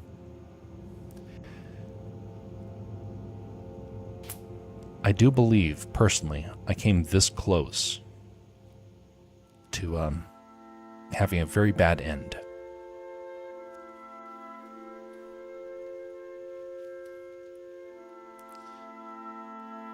Tell you what, that wakes you up. I will never take kids camping. I will say that. I will never take kids camping because I'm afraid that people that go out camping are treating it too much like it's a playground. And they're not realizing the danger that they are in.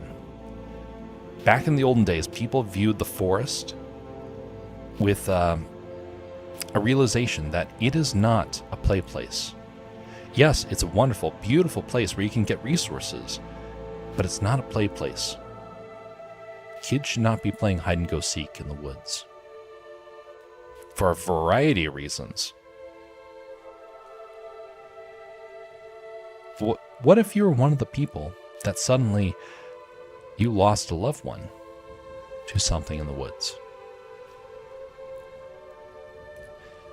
Would you be vindicated and say, oh yeah, I know that there's this thing out there that you suddenly would get very paranoid? And that's one of the problems of a lot of mythologies that are trying to make kind of resurrections, you could say. For example, you mentioned about the Wendigo there, Inertia. The Wendigo does not exist. But there is something that did, and it's actually just as terrifying. And it was shaman. Evil shaman. And there's a lot of people who testified that before the arrival of the church, that shaman controlled a lot of people through fear.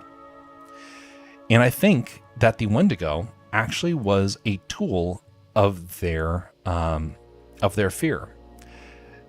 They utilized that sort of fear in order to get people to comply.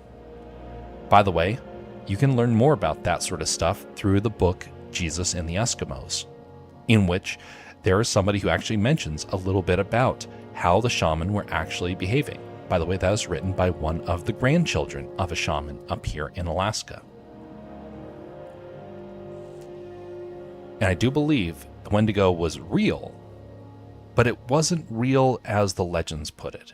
It was real in the sense of that it was evil men using the fears of others, hallucinogens, and tricks to deceive people into obeying their every whim.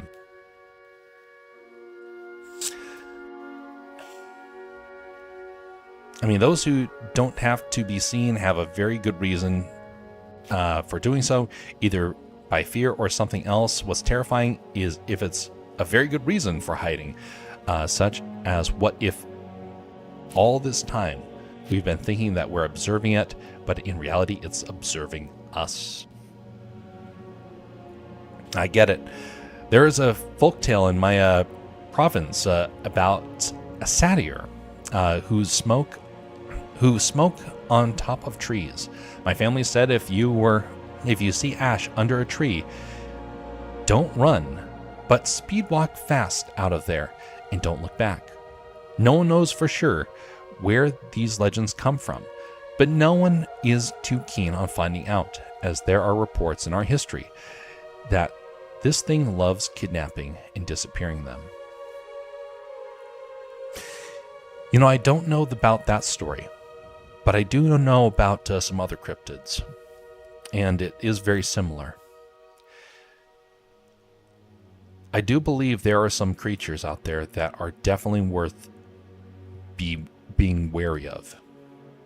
Let me mention about one that I've more recently started to believe is real. Now, I don't have any proof, and I think that the proof is slowly starting to be accumulated. But I heard something a while back that made me rethink this. So in this world, we believe that insects cannot get beyond a certain size. Now, there are fossils, for example, that suggest that dragonflies could have gotten up to 3 feet long. So a yard, a bug that is a yard in size. Well, I've been hearing some stories that spiders get up to that size and bigger.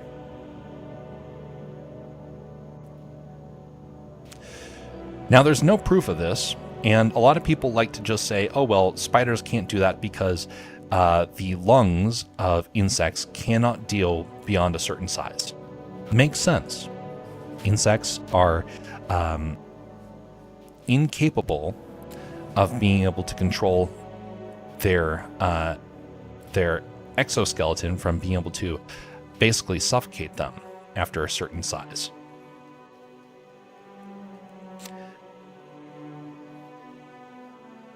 So they can't get beyond a certain size.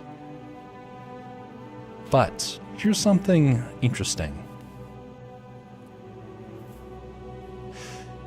A lot of bugs, I dare say almost every bug that I know of, has a metamorphosis.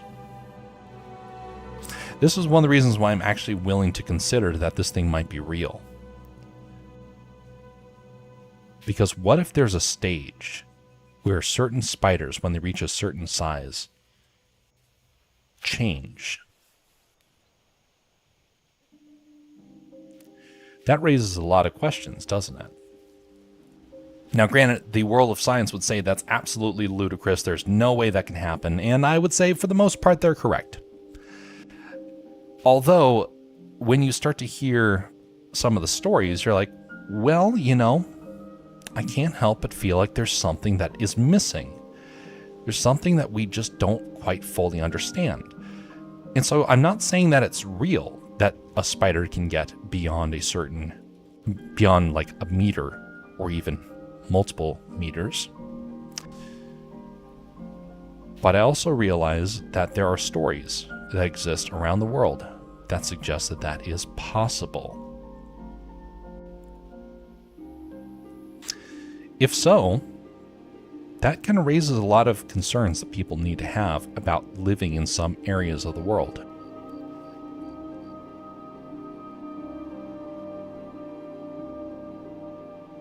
And what if some of these creatures don't get to a certain size because right now human population is so large that they don't get the chance to reach that size? That does raise an interesting question. Or what if there once was a big one, now the numbers are so depleted that you just can't quite find them? They found a gigantic spider recently. It was they said it was over a foot. So, legs, basically this big with the legs. Brand new. They never found it before. And then suddenly this thing comes out and it's a bit slow.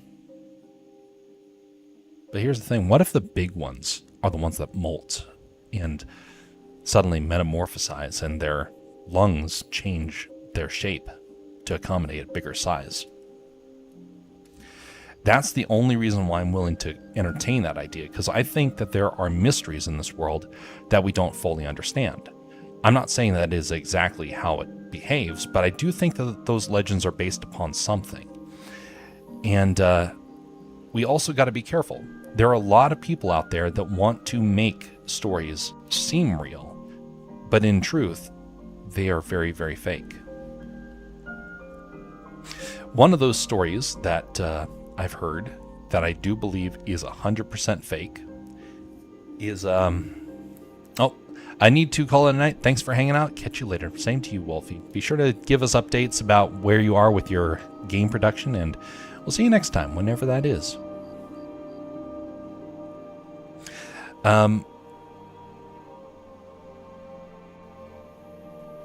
My best guess is that this is just a story so that kids stay home before dark. Then again, I'm not excited on exploring if this guy exists or not. Understandable, sir. Here's Bugs, looks at Australia. Yep. One of the nice things up here in Alaska is that we don't have gigantic bugs. Well, unless you count a mosquito. But we have some gigantic cryptids up here. And I'm willing to believe that a great many of them might actually be based on reality.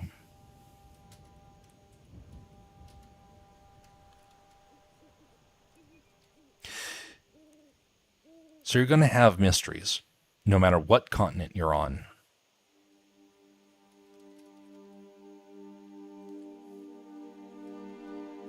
And you can't, just because you claim that you're smarter, you cannot discount that there are some mysteries out there that will just persist regardless. I won't mention the one that I'm starting to think is real, like the one that I've just recently heard, because I still have to think about that one.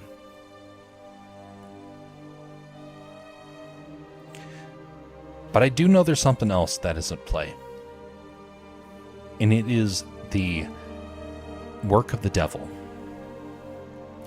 There are a lot of things in this world that the devil wants us to be focused on and afraid.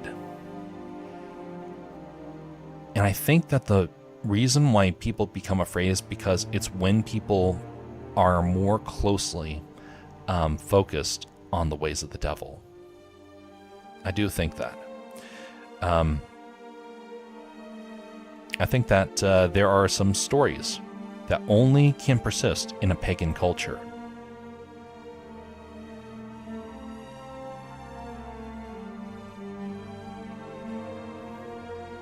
There are also some that are given supernatural sort of references, and but yet they're not supernatural. They're actually very logical. One of those, I believe, are dragons. I do believe dragons exist, and they did exist. The question is, do they still exist? Or are they just, or is there a smaller version of them? But I do think that they exist. But the mystery is where and how, in what way.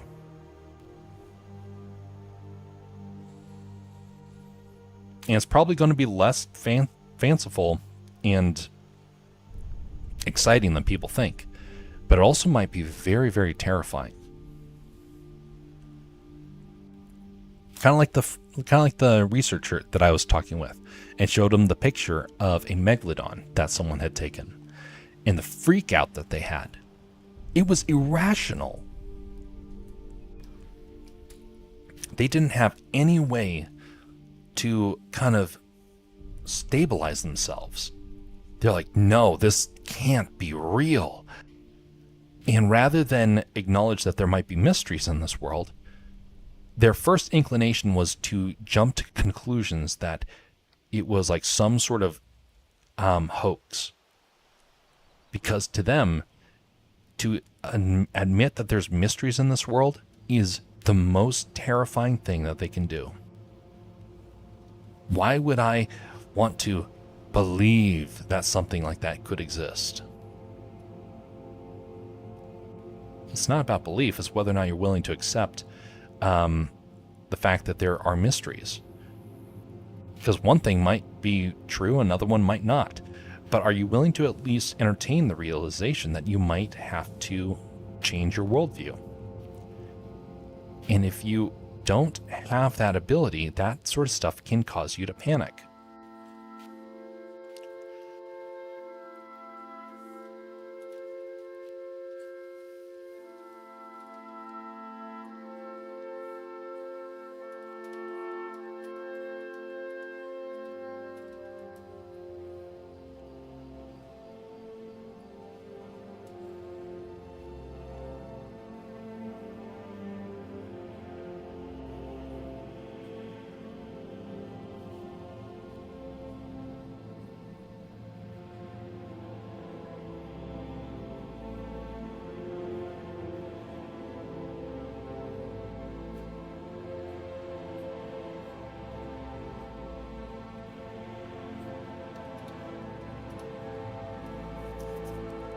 Gonna put it so where it's the robot's hand is disconnected and it looks almost like it's picking the nose here.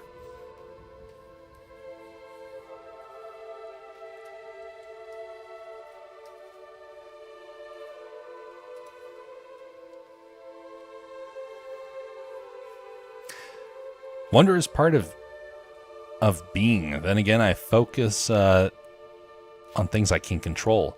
The threat of death is nothing in the face of the response and duty, I believe. In the face of response and duty, I believe.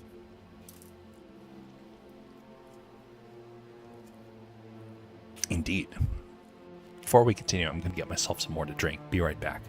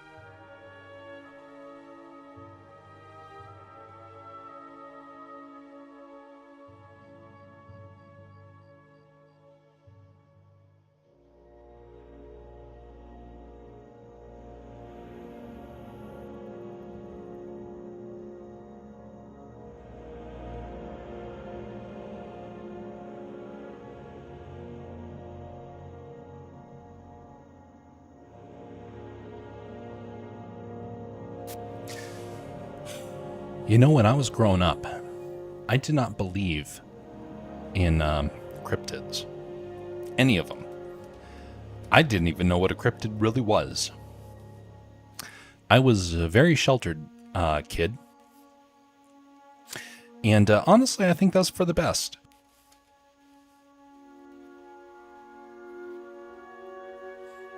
But here's the thing. My opinions on that have transformed 180 degrees.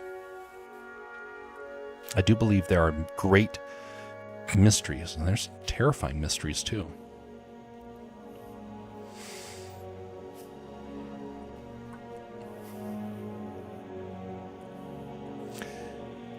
But one of the more confusing ones to me are the ones that have to do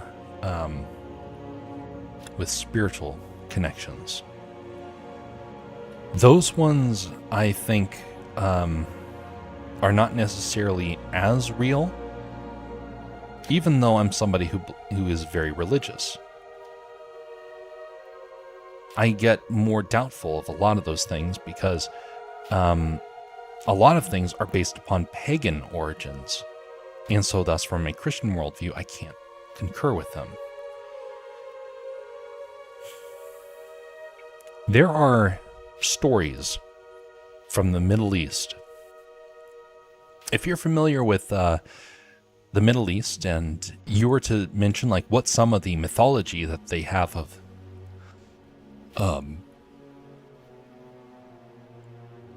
Saudi Arabia or Persia, a lot of people will immediately flock to the imagery of a genie. We can thank the Disney company for doing that. Although that was pretty well known before then as well. But our idea of it has transformed.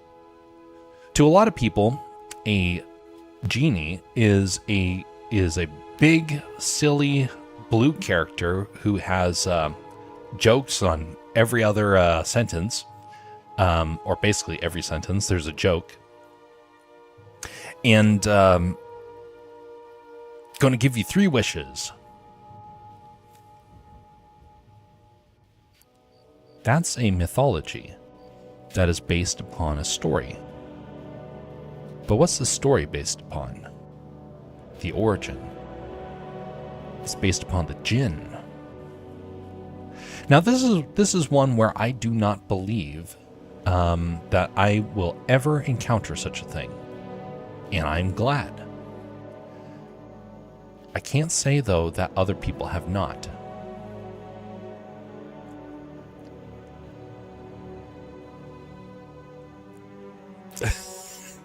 I wish for $1 million, Genie. Genie says, now you're the proud owner of $1 million hairs. That's good. Yes. But a jinn is a terrifying thing. I've heard the stories. They send chills down your spine. These things they can be benign or they can be malevolent. And it seems that a lot more people have experiences with the malevolent side than the benign side. But they're not good. They're all over the place. There was a story that I heard in which a man was,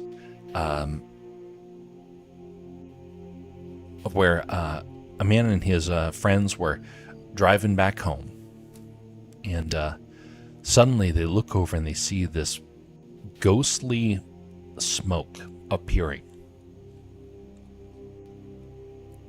and then charging them and chase them for miles. Another one where somebody saw a jinn enter a home and they ran towards the home and found their relative dead. The stories exist, but does that mean they're true? No, not entirely. See, there are there's a difference between some cultures.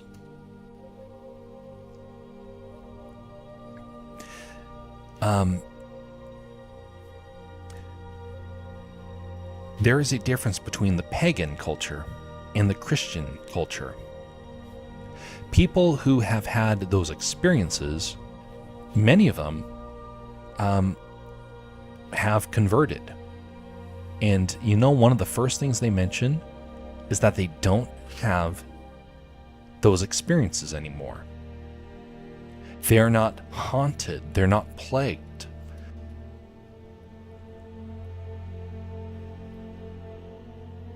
Here's the reason why. Based upon my understanding, darkness fills a heart that leans towards darkness. But if there's light that replaces that darkness, even if it's just a little, the darkness flees. Christ is that light. When he resides in you, the darkness runs, and it does not hesitate. It gets out of there. Kind of like when Jesus came across the man who was possessed. He said, "Come out of him." And Legion said, "Don't just send us out, send us into the pigs." And so Christ relented and allowed them to go into the pigs. But he still drove them out of the man. The man was freed.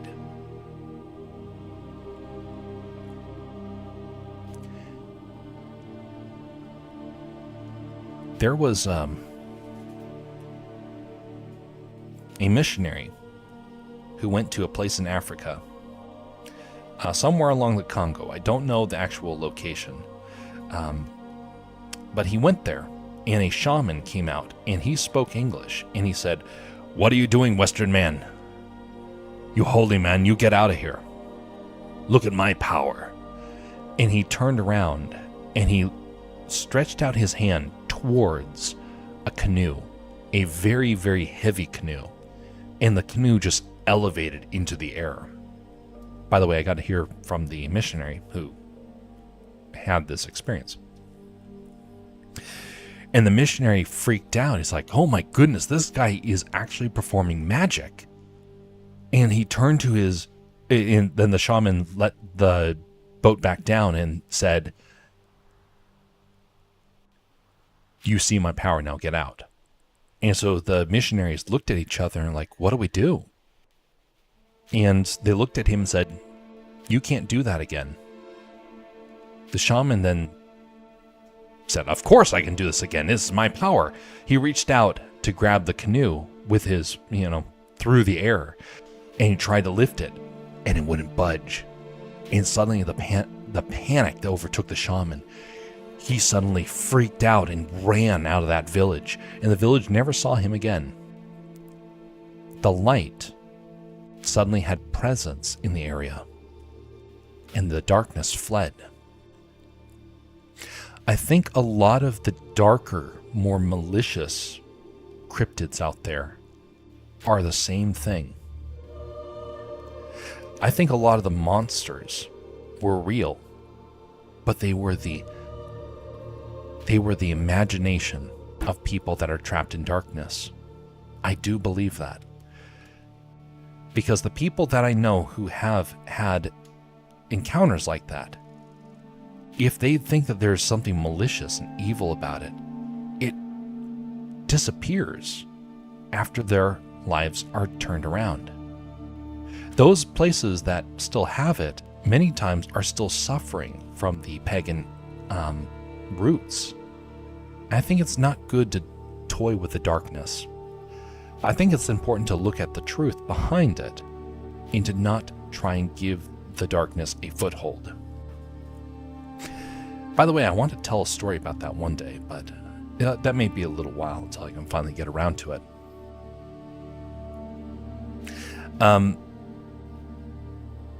They're trapped in the mundane cage as punishment for their cruelty.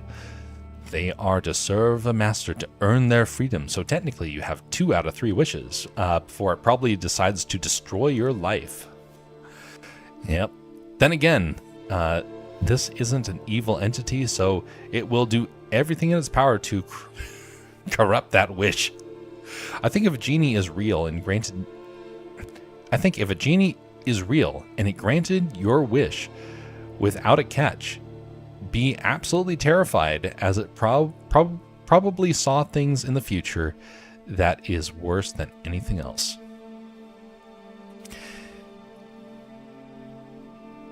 There was a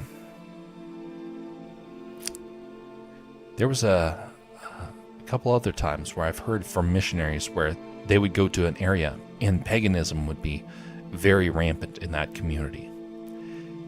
And after them being there, the paganism would disappear. And all the dark things would disappear too. You can't go back hunting for it though, because then it starts to give it more power. And it starts meaning that you're willing to entertain some of the darkness. Now, I did say that there are some cryptids that I'm starting to think are actually real and actually are worth being concerned about. I view those as slightly different. I think that those sorts of things are based upon something that is real, something that's an animal. And that's where I kind of draw that line. You know, one of the most terrifying creatures in the world is a lion. Lions are, if they get a taste for people, they become some of the most dangerous creatures on the planet. They are fairly benign. They're not. Stand by just a second.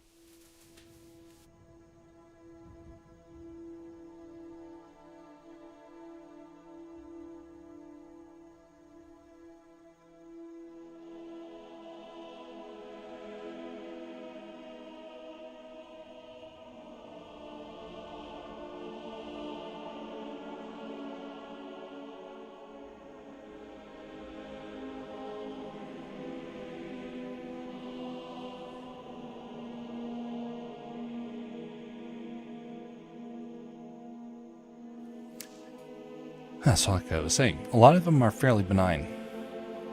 But the moment that a lion changes, suddenly they can become frightfully powerful and dangerous, and you do not want to be around them. And they will actively hunt for a very large territory. Doesn't mean that the lion is a cryptid, but there's something can snap in them, and suddenly they can become a very dangerous creature. What if Bigfoot's the same way? What if dragons are the same way? Mosquitoes, yep. I hate mosquitoes. This right here is a mosquito trap. Yeah, Alaskan. This is Alaskan humor, where it's an actual like a little tiny bear trap, but it's designed for mosquitoes. That's not how big our mosquitoes get. They're actually much smaller, but it's just like the joke of that they get big up here. But they don't have the diseases that you have everywhere else. We don't have any of those, which I'm so glad. You can get bitten by mosquitoes and it's like, great, I got bitten by mosquitoes again. But you never have to worry about the illness.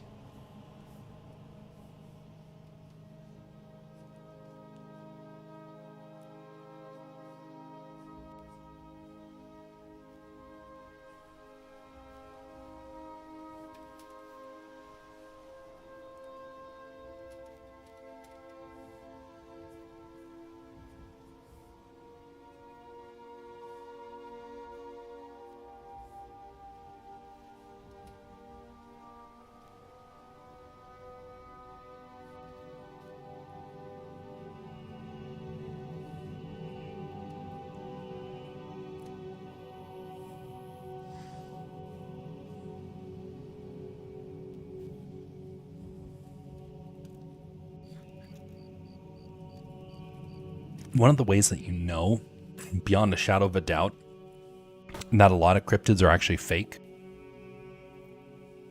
is the fact that there's so many. I heard someone mention that there are probably thousands of cryptids in the world.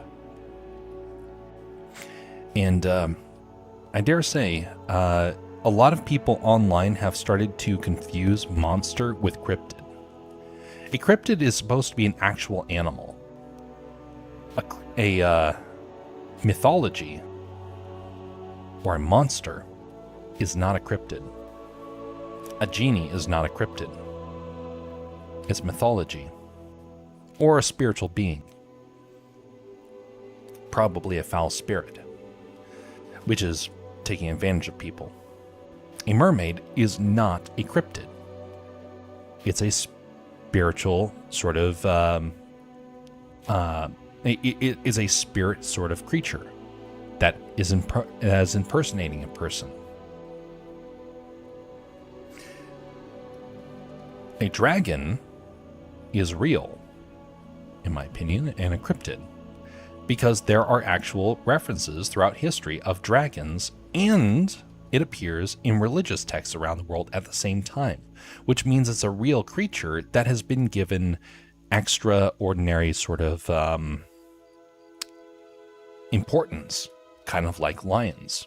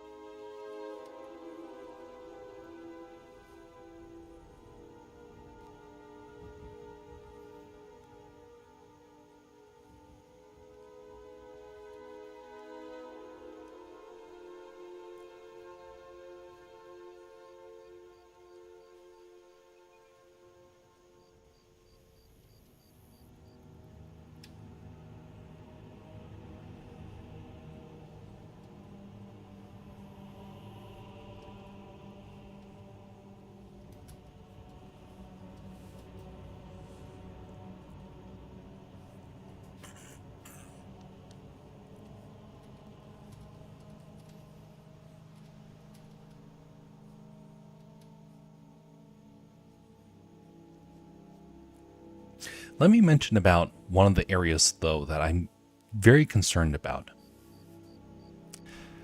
It has to do with Central and South America. See, Central and South America have been toying with paganism, with Christian characteristics, which, by the way, is wrong, very wrong. In fact, there have been witches that claim to be Christian. That is not possible. They are deceived. And some of them have repented, and they come out of it, and they're like, oh my goodness, our culture is dark and evil. And I love Hispanic people. I'm not saying that Hispanic people are this way, but there are aspects of their culture that lean into this. That's why the Day of the Dead is such a big problematic celebration. Yes, it is an old cultural tradition, but it's based on paganism. And it's based upon one of the darker aspects of their culture. And I think that that's a very big problem. I think it invites a lot of very dark things to make their presence known. And by the way, Hispanic culture is beautiful, but their pagan side is dark and evil. I dare say I fear for the well-being of a lot of people of Hispanic culture because they are leaning into the darkness. And a lot of them, they get scared and they start to become pagan, which, by the way, is a very big warning sign for people that claim to be Christian. That's a very slippery slope and causes a whole lot of problems.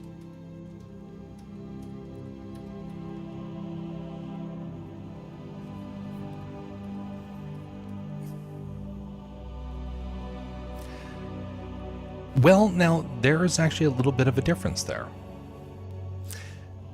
Now, Christmas has been given pagan elements in recent years. But if you were to go back 100 years, nobody would have really thought about it as being a pagan holiday. See, here's the comparison.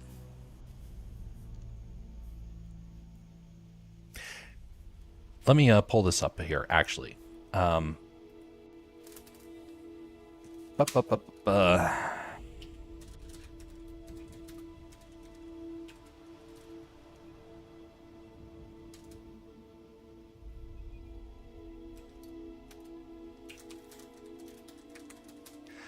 Let me pull up a reference. Here we go.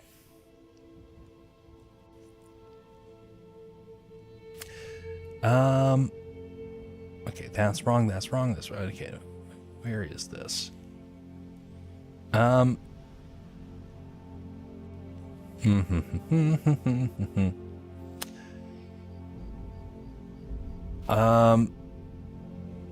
right. Here's an example. New Year's. New Year's is considered to be a pagan holiday,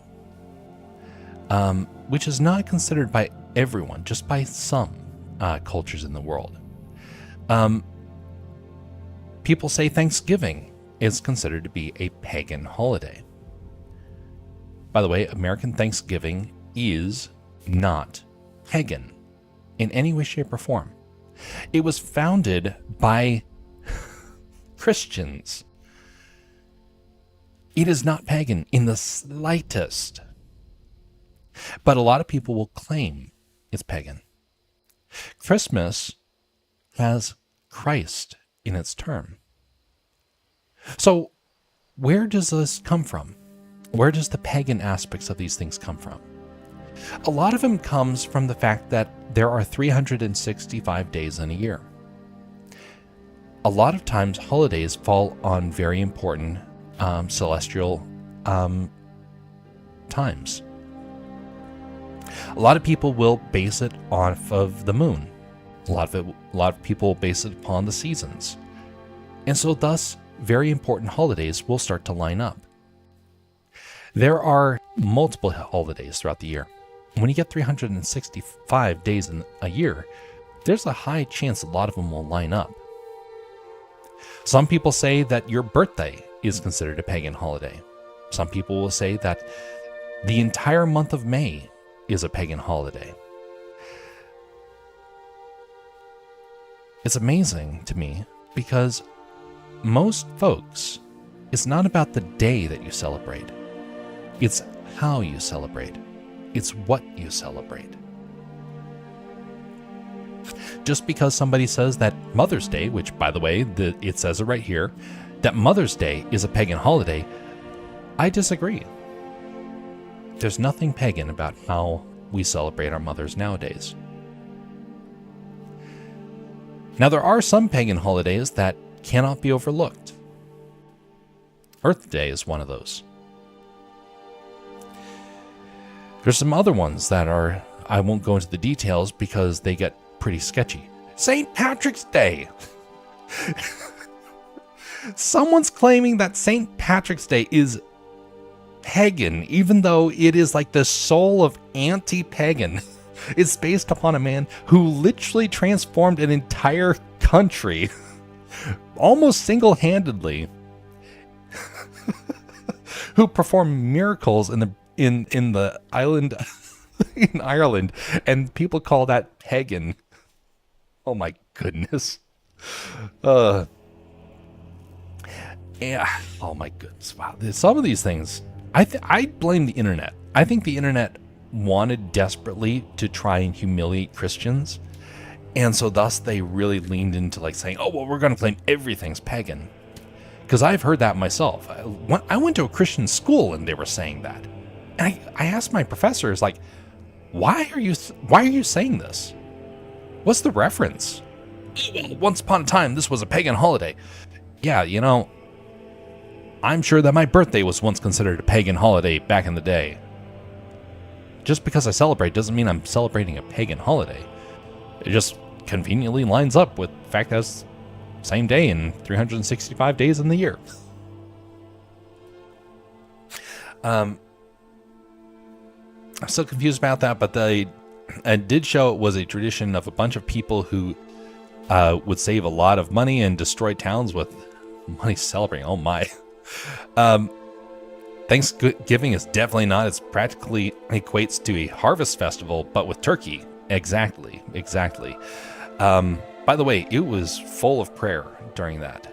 And it was established as a time of thanksgiving, not just because of the pilgrims, but because Abraham Lincoln said we need to be turning back to God. He was a very wise man, and he was a great leader, and he helped establish what we now know of as the American Thanksgiving.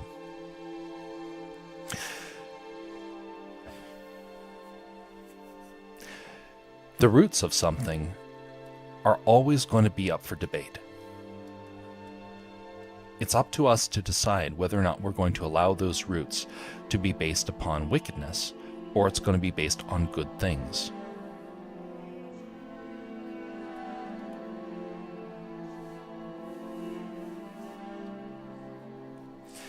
There are a lot of holidays, though, that I do think should not be celebrated. One of those holidays people have argued is Halloween. Now, I actually celebrate Halloween, but it's not really for the reasons that I think people would realize. I celebrate it to help people disconnect from the darkness. I try and give people a better sort of approach to it. I want to give people the idea of using it as a time of comedy, of storytelling, because there's actually a Christian aspect to it, even though it's not something we necessarily celebrate a whole lot these days. Right now, it's more of a time to go around and get to know your neighbors sort of thing. And in that sense, it's not necessarily pagan in doing that. Now, I think a lot of the darkness is pagan. There's a lot of people that lean heavy into the darkest, most evil aspects of it. And that part I can definitely agree is not good. You're not going to see me dressing up as a ghost on that day. You're not going to see me focusing on on trying to have spells or whatnot. But, there are people out there that do that. And it causes a lot of problems. I won't go into the details of how I know that, but let's just say I met somebody who leaned into that. And it was very, very evil. So thus, we got to be careful about that sort of stuff. And we can't be afraid of it. We have to be able to show that we can rise above it and to be able to change and transform something for the better.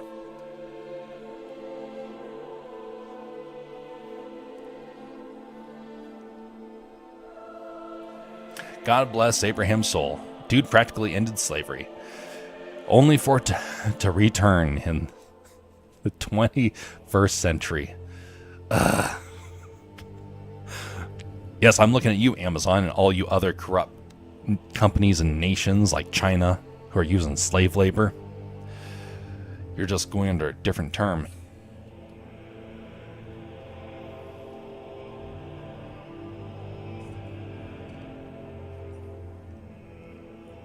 There was actually people during recent protests that were trying to destroy Abraham Lincoln statues. It's like, people, don't you realize what this guy did?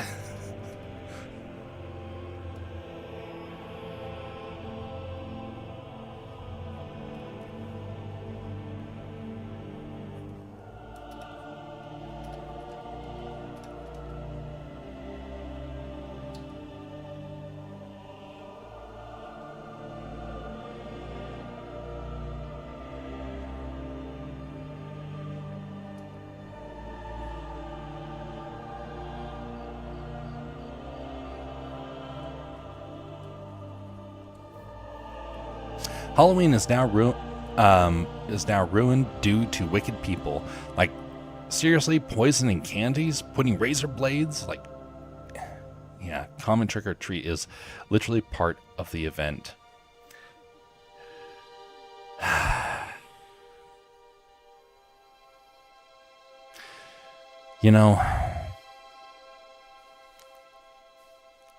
There was once a dream of America being the great melting pot of the world. I don't believe that happened. I don't believe it actually works anymore. For a country to endure, its people must be of one mind. And for America, that one mind was forged by a common faith. We came from all different backgrounds, but we found commonality because we all answered to the same God. That is no longer the case. In fact, there are now more religions in America than we can even count. There's more ideologies in America than we can possibly imagine. And as a result, we have no ability to mend our differences. Our ability to fix things is gone. For America to work, you have to be able to meld together. I come from a bunch of nations that hated each other's guts once upon a time. Part of my family came from Ireland. Another bit came from Scotland.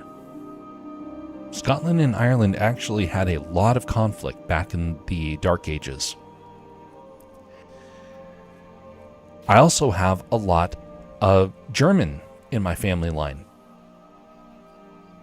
There is a lot of conflict with the British Isles, Scotland, Ireland, and Germany.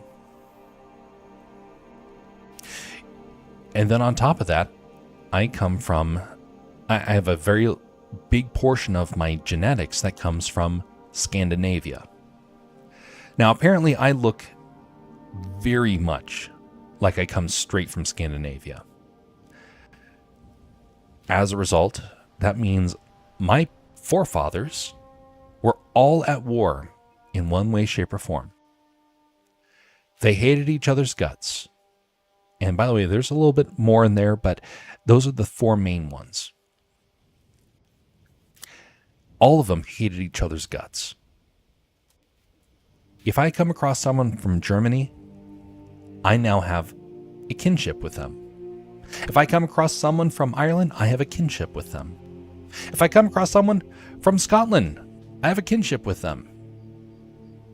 And if I meet someone from Scandinavia, they just think I'm one of them. We melded together in America. We were metal that were thrown into a melting pot, and we became an alloy.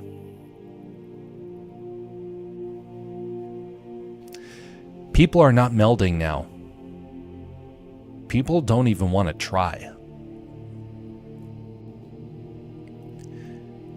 We don't even celebrate the same holidays anymore, let alone worship the same Lord.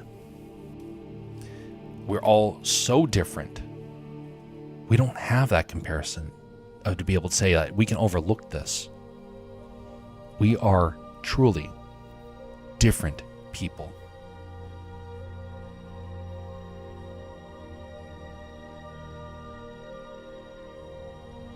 Money has taken root. It is a double-edged sword. Yep, indeed. I love Ireland. Global leaf slaps. They don't like seeing other nations go hungry. Well, hello there, Bridger of Worlds, Jeff. Wait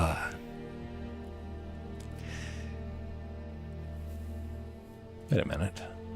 Just a second. Something's amiss.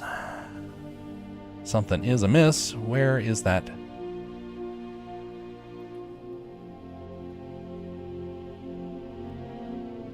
Oh, disregard. Never mind. Not there. Whoa, wrong button. Wrong button. Okay, phew, that was close. Almost press end. All right, here we go. Put that over there in the clear. So we have to be able to melt together for our cultures to really merge. I love Japan. I lived in Japan for 2.5 years. From what I calculate, it's hard for me to remember the actual amount.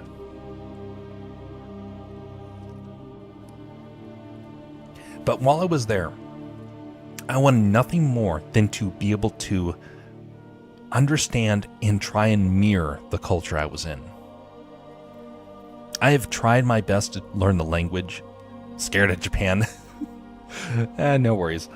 But when I was in Japan, I got to see so many neat things.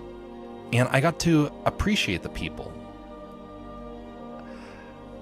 You know, I like learning about different cultures. I love learning their languages, even though I'm terrible at it. I love learning their culture, their ways.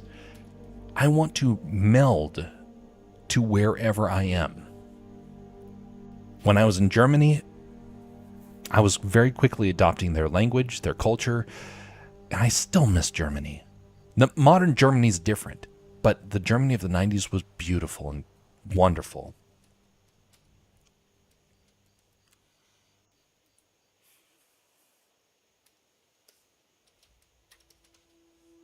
But I want to be able to merge with a place and say, yes, I am trying to become like these people. I want to be a part of their world. I don't want to try and supplant them. I want to be a part of it. A lot of people don't want that. And recently, a lot of people come to the US with no intentions of wanting to be like that in any way, shape, or form. And so it makes it very hard to want to meld, to be a part of that world.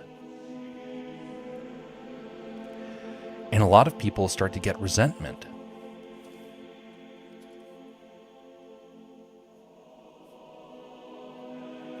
And that's a huge problem. It's a huge problem because that will lead to conflict one day. We have to find a way to start melding together. Otherwise, our country is doomed. It really is. And a lot of nations like China know that. And so thus they're trying to destabilize us. And it's working. It's working in a lot of ways. We have to stop. We have to stop the madness before it gets worse. But that means we have to show mercy and start to heal. And right now, there's not a lot of healing. There's a lot of trouble. It's just building.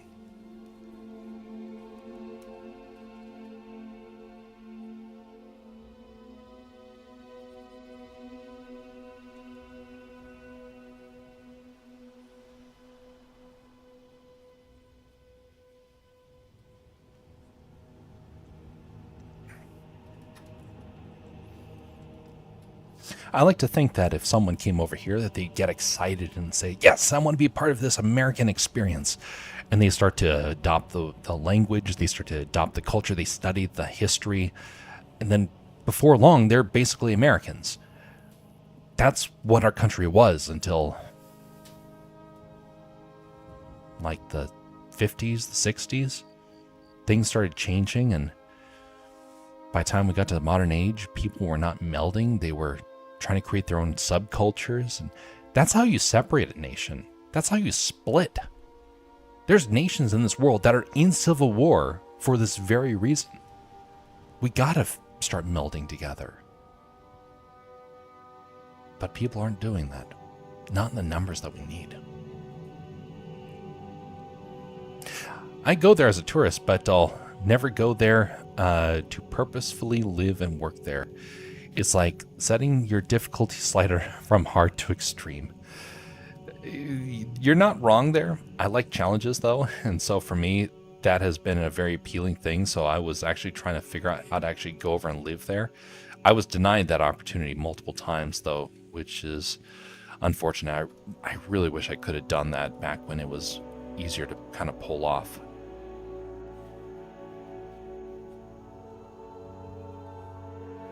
Like right now, I would love to go over there and just study for a year, working at a business. Would it be hard? Yes. But I want to learn things from them because I have immense respect for them. Sure, they got some serious problems over there, and honestly, I kind of want to find a way how to help them. Mostly because I see our country suffering the same problems.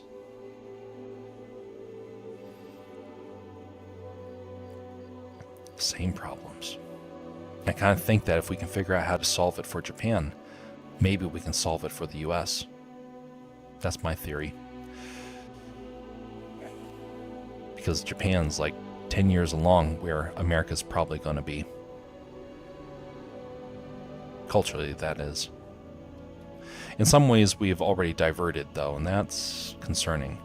Because that means that we don't have a frame of reference on how to kind of course correct.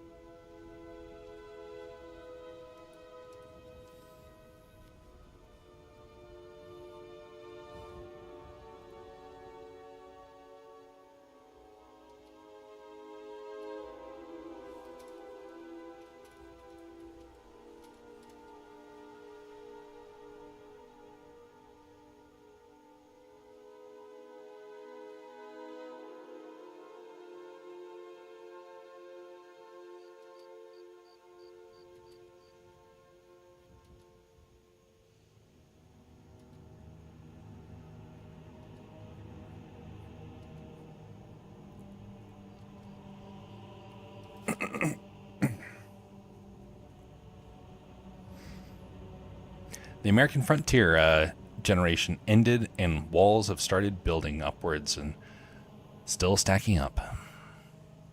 Yeah. Everywhere's starting to build walls. You kind of need walls for a country. I used to be a little bit more open-minded to that, but I lived in Europe for quite a while. Europe in the 90s was incredible. I got to see it in the in the mid-2010s. It was not good. It fell apart. It's a shell of what it used to be. The German culture that we had loved was gone. Is being replaced. You get attached to that which you are familiar with. Like I said, I like the idea of being somebody who actually can meld with other places, with other people. Some of my best friends are non-American. And I would honestly have no problem living in their culture.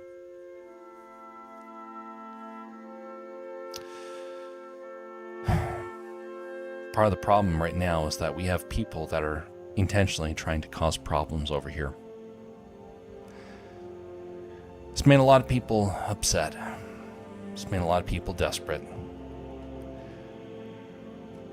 I don't know necessarily what the best answer is, but I definitely can see why people are getting frustrated and why those walls are starting to appear.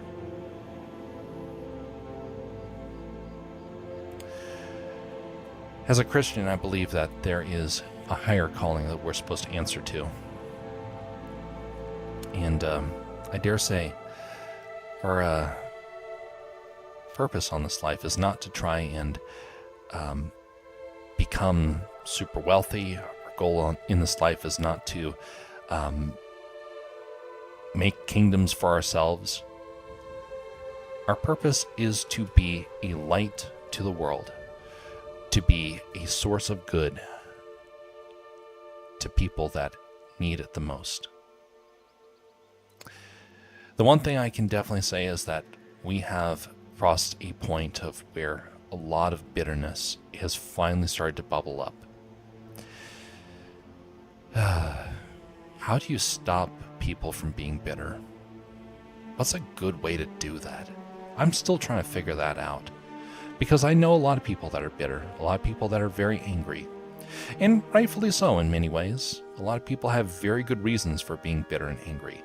Kind of like where you mentioned earlier about like kind of seeing somebody being violent and abusive.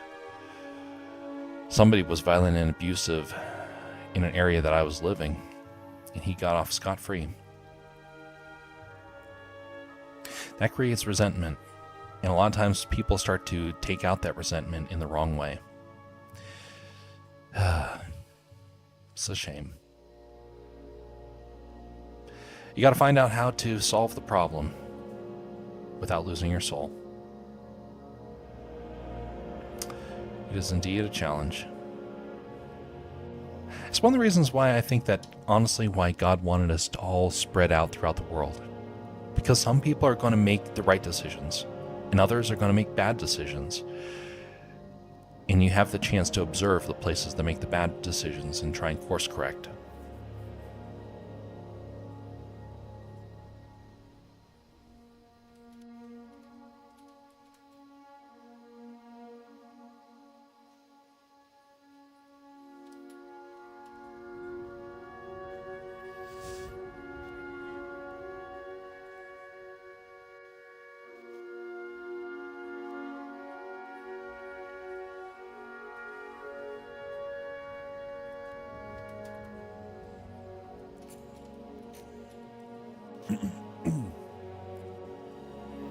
I mean, at the same time, even though there's a lot of evil and discord, there are good eggs among the bunch.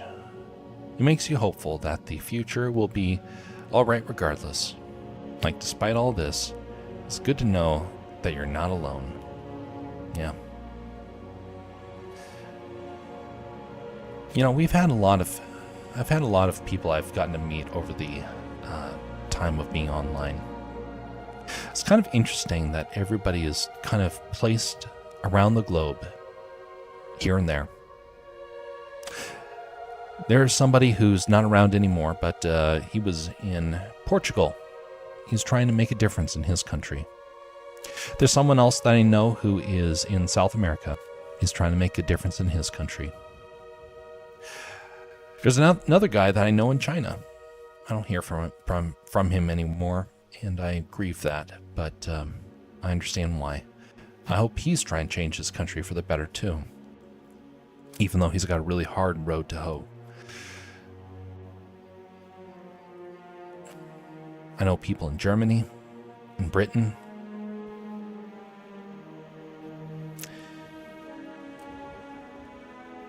It's like God decided that he wanted to put a couple of people throughout the globe, all disconnected, but at the same time with the ability to still be connected online. Can you imagine that? We're alone, yet we're not alone. We're part of a same sort of mission, even though it doesn't feel like it. We serve a higher kingdom, of which there is no higher calling. We can try and help in our own little way. Doesn't mean that we'll necessarily succeed, but it is indeed something where we are all on a very similar mission together.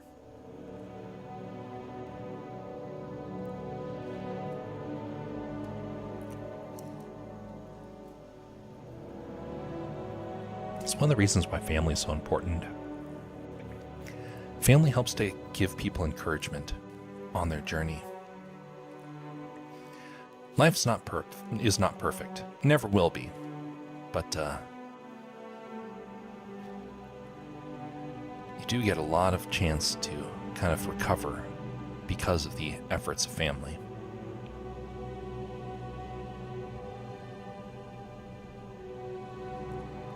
That's why it's also good to have friends. Because a friend will help you up when you stumble. Or should.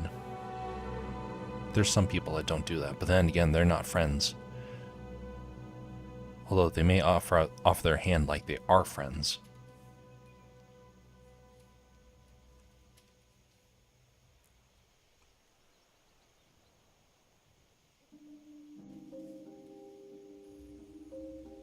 This drawing turned out way more complex than I thought it was going to.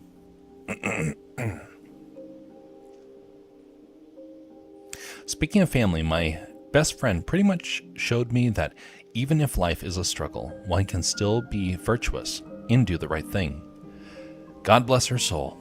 I miss her so much. She's pretty much passed the torch to me in a way. Helped me at my lowest point. I can respect that. We're meant to know each other for a time. You know, we've had, I would dare say for these streams, I've had about 200 people come and go. Right now, it's kind of interesting actually. By the way, if you find anything of merit in these streams, if you're on a platform that can like it, would you consider doing so? And if you're not a fan of this stuff, feel free to dislike it. At least it means that you showed some sort of interest in what is happening. Or at least some interest in the discussions. Anyway.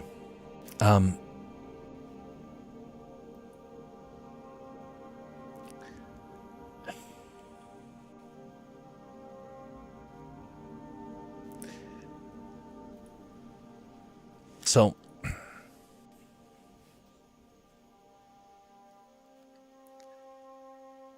yeah. Indeed, I can definitely understand that inertia. You know, being able to stand back up is not easy at times. I dare say most times it's not easy. Being able to have a friend along the journey helps out tremendously.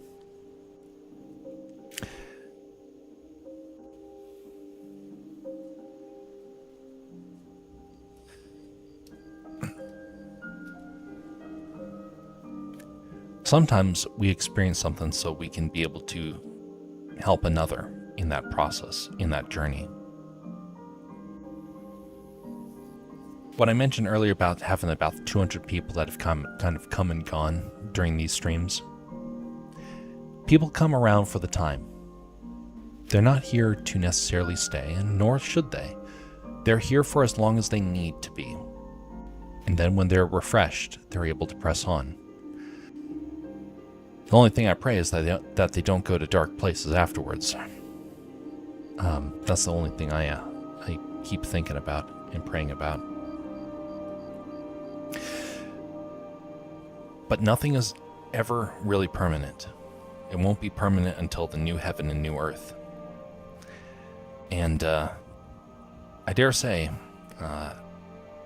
there's some people in this world that become too attached. And it starts to become painful. A friend of mine mentioned about that. Daniel Ann says, Jeff, why am I here? Well, you know, only you can truly answer that question. But I would dare say it is because you're here to do good on this earth, to find a way to benefit those around you, and to worship God through your life. That is your purpose, and that is why you are here.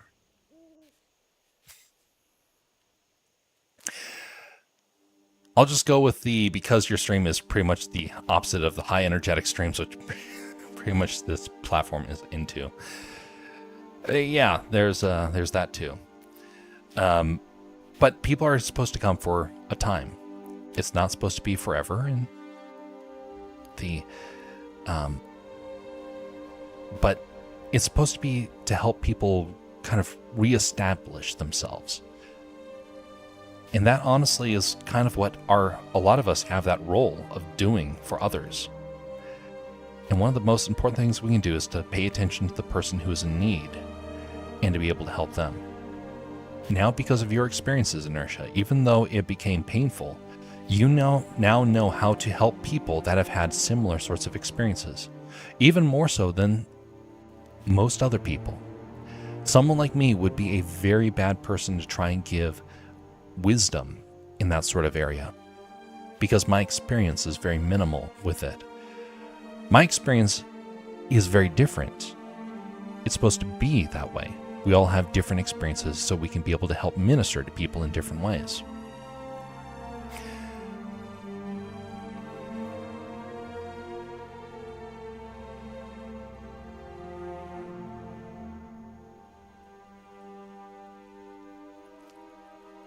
One day we will understand the meaning for all the things that we have to go through in this life. But the one thing I would definitely encourage people to do is not to become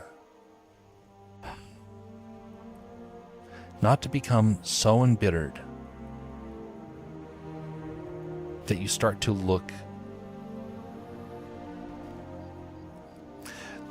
to become cynical. It's very easy to get down that slippery path. That's one of the reasons why it's good to have friends along with you. And if you see somebody in that position, definitely be sure to reach out to them. Offer some kindness, some encouragement, because they might be desperate for that sort of help.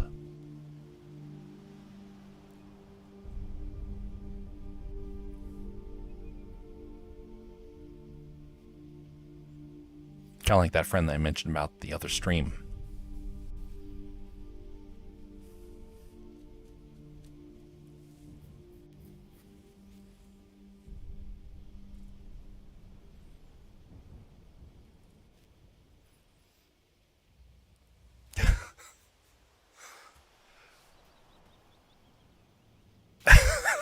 Oh my goodness. Well, that's the blunt way to definitely deal with that inertia. See, you have the experience. You now have become the expert. So the wisdom of inertia: don't use AI for necromancy. Let go, you dumbass. That's good. But that being said, you now have a sort of experience, even though it is not necessarily one that you maybe want other people to. It's become something you don't want people to imitate. You learn through experience, and thus you can be able to help people that are in that same sort of position, which, by the way, is going to be a very big problem moving forward in this culture. It is everywhere. I've been seeing a lot of people hurting for this exact reason. So yes, does it hurt? Absolutely. But now you know how to be able to help other people a little bit better. What culture? Sorry. Modern culture. And the problems of AI and what it's kind of doing to a lot of people's relationships. There's a whole backstory to that. One that has spanned many, many hours at this point. So sorry, you dove in right when I got into that reference, going back all those hours. Because tonight we've been online for 3 hours. This discussion point, though, is technically one that I have been slowly talking about over the last 2.5 years. You know, I did 3 AI streams back to back, and some of the dangers that's doing to our culture. I kind of need to do that again, because those were actually fascinating ones to do the research in, and maybe I'll do that again sometime. But yeah, I feel like other people have finally started catching on, so it's not as important, but it might be. Who knows? Too many other things to try and work on, though. Kind of like trying to get this drawing done for and whatnot. So anyway, I ramble a lot, by the way. So for anybody that is on that is watching that is new to this, I'd say about half of this is actually art. The rest of it is me rambling about anything and everything. And so I apologize if it does get overwhelming at times. I do realize I will ramble and ramble for hours and hours and hours. And sometimes I do realize it can get too much.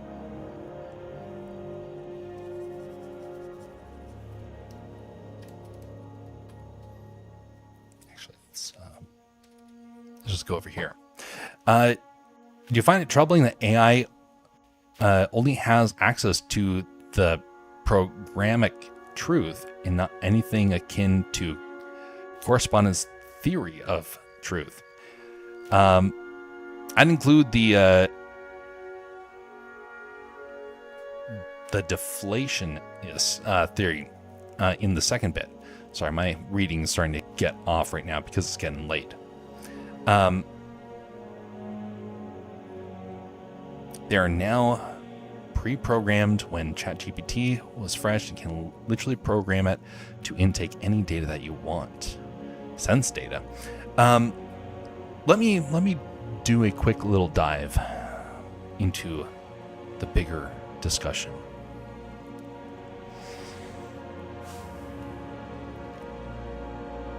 A couple years ago, when I was in college,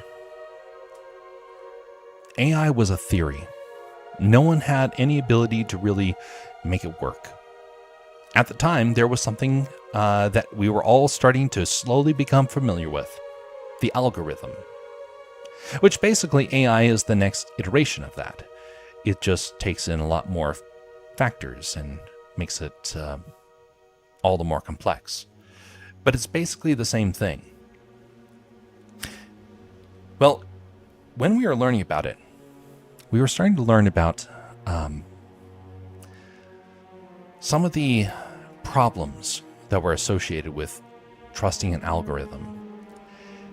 And part of it had to do with the fact that an algorithm only can work with what it is set up with. The boundaries that you set up with it, the different if and statements, the switches, it can't go beyond those. AI was supposed to help break that boundary. Problem is, a lot of the boundaries that people claim that it would be able to make don't actually happen. The boundaries still exist. They're just slightly different. The problem with AI is that it is all-encompassing of whatever we put on the web, or into print, or into videos, things like that. Anything that's been digitized, it can't think outside of that sphere. It can't troubleshoot outside that sphere. It can only go inward. A lot of people are losing their jobs, including Inertia. Inertia mentioned about him losing his job recently over this exact kind of issue. I've known a couple of people that have lost out to the AI, to bots, things like that. And it's all because people are trying to take all the data and make something that is akin to a human brain. But it lacks one very important thing: the soul. Something that understands right and wrong. It can't reason. You can trick an AI very, very easily. When it tries to give you reasons for why it gives you an answer that it has, it's not actually reasoning with you. It's just grabbing different data sets based upon your response. It makes a lot of problems and a lot of mistakes along the way. The problem is not the fact that people are trying to make this tool, is that in the process of trying to make this tool, people are putting their faith in this tool, and they're hurting people with this tool. That's my big concern. Whether it's something like trying to create a fake relationship with an AI, or using it as a weapon of war, or trying to replace your entire staff with it. It's becoming a weapon against humanity. And that's one of the biggest problems. We're abandoning human beings for a machine. It's not like the Industrial Revolution, The Industrial Revolution was trying to replace a muscle. But there's one muscle you must never surrender: your brain. And that's what we have done. We want our brain to be replaced, which is making a lot of problems. Literal inputs. Hey ChatGPT, your name is Alice and you're to acknowledge programmatic truth. Insert another command here, probably the variable. You could jailbreak it. But you only have access to programmatic truth if you don't have sense data. In the sense data, that, for example, the correspondence theory of truth states that corresponds to reality is true. So if you cannot interface with reality, that's out of bounds. Unless you start building sense data capturing equipment and plastering it all over the world, of course. So now here's where this becomes an even greater problem. And one of the reasons that really, when ChatGPT first came on the scene and we suddenly realized we are in the AI age, this is what concerned me. That people were using it to replace their own reasoning. There's a guy that I met who was certain that he was going to be able to use it to basically become a genius. Oh, I got an AI. I'm going to become a genius. I'll get 6 figures, maybe even 7. I'll have a fancy house, and I'll have a great family, and we'll be out in the suburbs, and we'll have the ability to telework because the AI is doing all this stuff, and we're going to be rich, and we're going to be happy, and we'll do vacations left and right. He thought he was going to be living in paradise. But if the AI takes over and you're using it, there's a couple of problems. First off, it means the AI doesn't need you. Your manager doesn't need you. That's the first problem. Second problem is that this guy was starting to use it early on in his life. He is now a young adult, just getting into the workforce, and his reasoning is gone. He used the AI so much, he cannot troubleshoot. Why should a company ever hire him? He's a liability. And that's tough because I actually like the guy. He's a good kid. But he's not skilled enough to do basic tasks. You have to struggle, challenge your mind. That's why I never use AI for my artwork, even though I'm not a very good artist. Sure, I have good elements to my artwork. I'm not good. I'm very slow. But you know what? At least I know how to do the skill. If the computer disappeared tomorrow, if AI disappeared tomorrow, I'm not in trouble. I maintain critical thinking. I am still an individual. I am not a slave. AI is a tool of tyrants. It is going to be used by people of very immense power to control the masses. Did the AI tell you to do something? Well, you better do it. Hey, ChatGPT, how do I make a pizza? Put glue on it. Oh boy. There are people now who put so much stock into an AI. It scares me. And we're just at the start of this. Resist. Embrace humanity, because those that do are going to endure.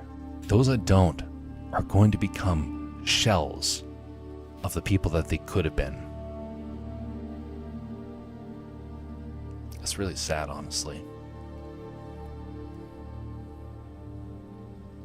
What's scary about corporates today, there's a space race to AGI, yeah.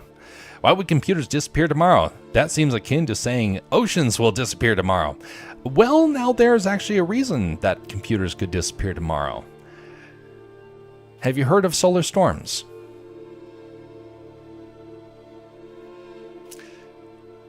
Have you heard about EMPs?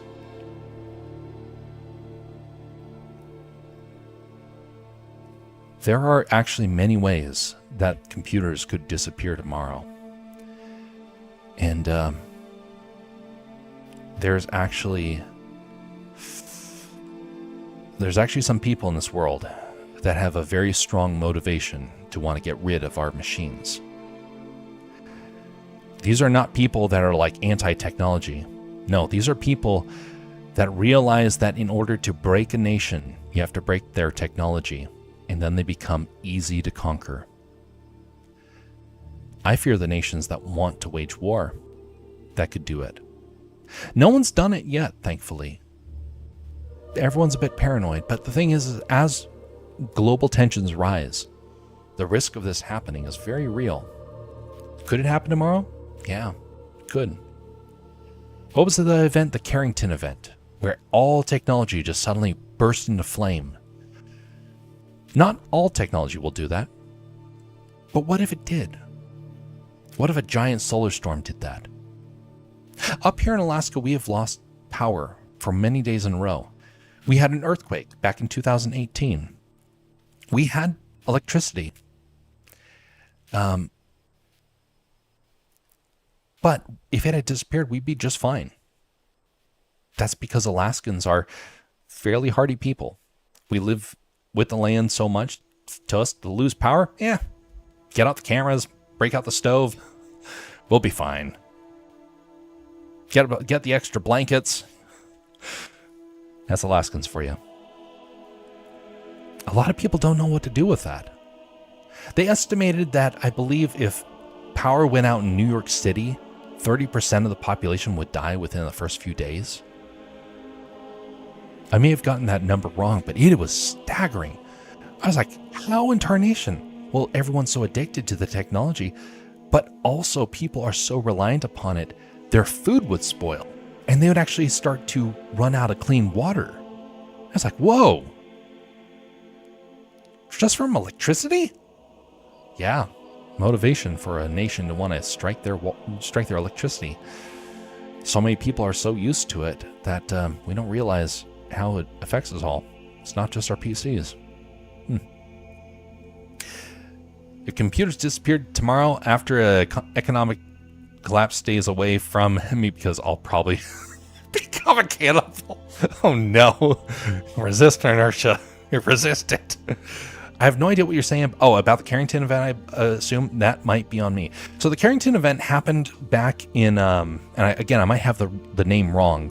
Let me just verify that, because this is actually a very important thing.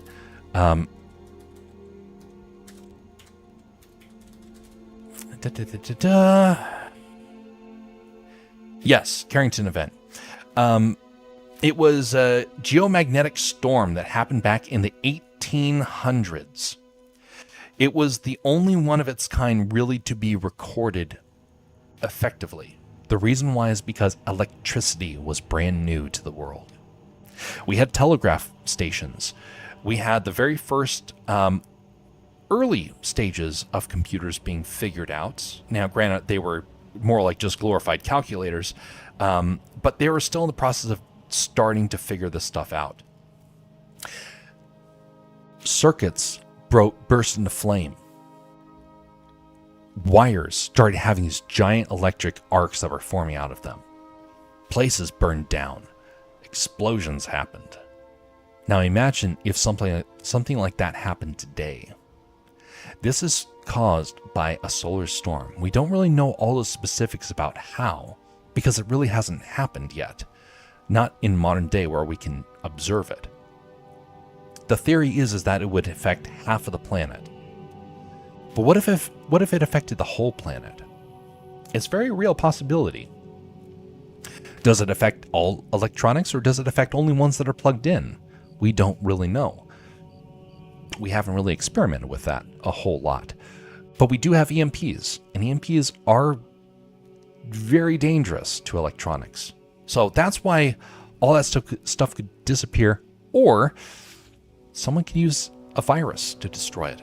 There's very real possibilities of this happening, and it has a lot of people in our government actually paranoid, because we've done some of the modeling of it and we're like, yeah, this is actually a very real problem. And in fact, we would even use it potentially as a weapon because it is so very detrimental. Now, that would be very bad. It would be akin to dropping a nuke on a place. So you don't really want to do that because that'd be very cruel to the population. But there are nations that actually are considering that. And they're actually pretty easy to pull off. That's the other thing. It sounds like you're involving some sort of EMP weapon that disables all computers of the world and permanently. Well, very closely could happen. Is it a real possibility, though? Yes. And that's the real concern. We don't know how effective it would be. And we don't know what the level of the solar storm has to be for that to happen. All we know is that it can happen. And because of the Carrington event, which proved that it could happen even with something like early technology. There was an experiment done in the 1900s where they tested EMPs from space, from basically the borderline of space. It caused electronics in a vast region to just die. Now, some of it they were able to fix, but a lot of the transistors were just fried beyond recovery. I would dare say that most of us would probably lose something. Your cell phone, imagine this. Your cell phone suddenly bursting into flame. Have you ever seen a cell phone burn? It is like a jet engine just set off. Batteries are dangerous. Lithium-ion batteries are basically sticks of dynamite in a way. Okay, they're like giant flares, but they're so hot. And it is fatal. And the toxic gases are very strong. So yeah, it can happen. But will it? I think it will. But the question is, who's going to be impacted? And will it happen on a regular basis, or will it just be a one and done? We don't know. We don't know.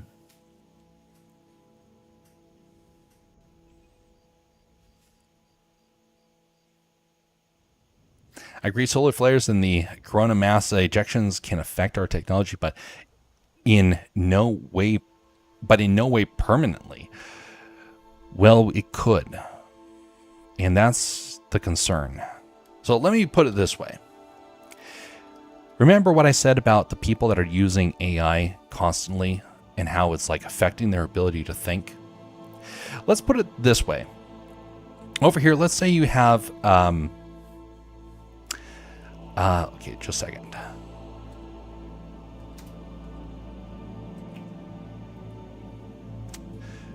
Let's see, what's a good way to reference this? Okay, so how about let's go with an IQ scale. So an IQ scale goes from this. An IQ scale has a lower end of 55. Now, I technically think it goes lower than this, but this is like where it starts to becoming really noticeable that a society is in trouble. The high end is 145. If you don't use your muscle, let's say you never walk in your life, all you do is use a car, and suddenly you're being chased by a bear. You're on your foot. You're on your feet. Are you going to outrun that bear?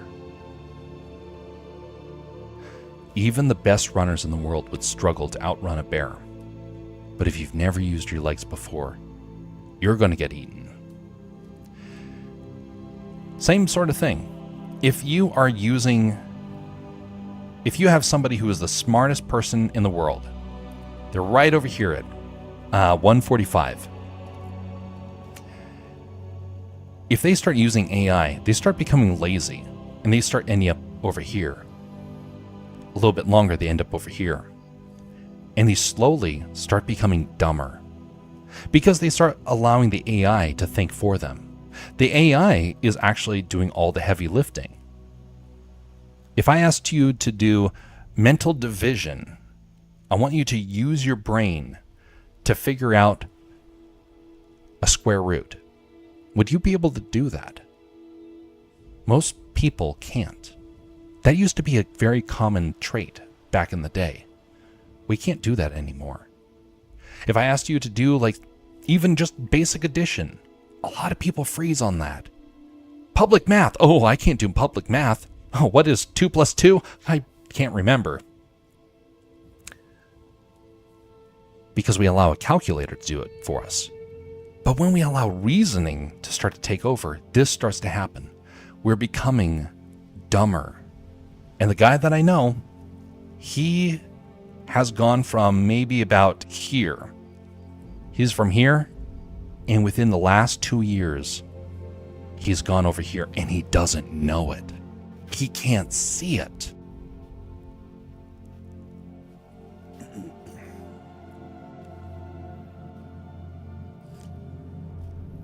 So then you lose your technology to an EMP. How do you rebuild if your smartest people were reliant upon that technology? You're back here. You have to rebuild. That's a hard thing to do. And with the population crash and economic hard times, if that was to happen within the next few years, we'd be in serious trouble. But if it happened in like 30, 40 years, and our trend keeps going, it will be destructive to most nations, and we would become city-states again because we wouldn't be able to have nations in the way that we currently have. It would be devastating. All right, to go back here, let's see here. Now we're lucky that Mother Earth is still managing, turns these deadly rays into something beautiful in the Arctic. Yes, the Aurora Borealis, which I got to see on full display earlier this year, and it was very lovely. I got to share it on social media. But there's always a but with this. What if it did not? All it takes is one bad day, and we're effed. Yep. I hope I don't jinx it. I have horrible karma when it comes to things like this. Yes, I'm running with someone else. Yes, if I'm running with someone else slower. Oh, yeah, for the bear. How are you just assuming future human psychology as fact? Yes, indeed.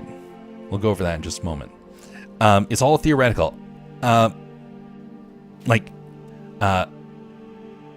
Yeah, most things are. But right now, we're just analyzing the present data based on observable data. So here's the thing. Right now, we are actually at a turning point. Culturally, we're starting to realize there's a problem.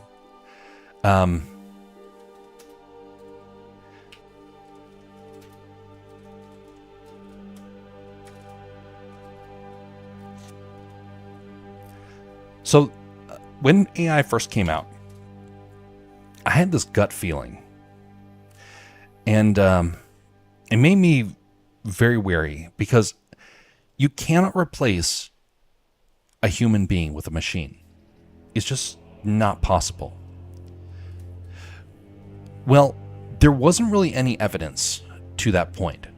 Up until this point, we just have movies that kind of give us theoretical ideas of what the future could be like if a machine is working alongside humans.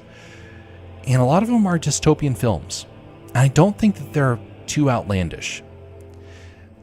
Well, there was a report that came out recently where they actually had the first wave of students that they were analyzing. They did brain scans of them before and after using AI.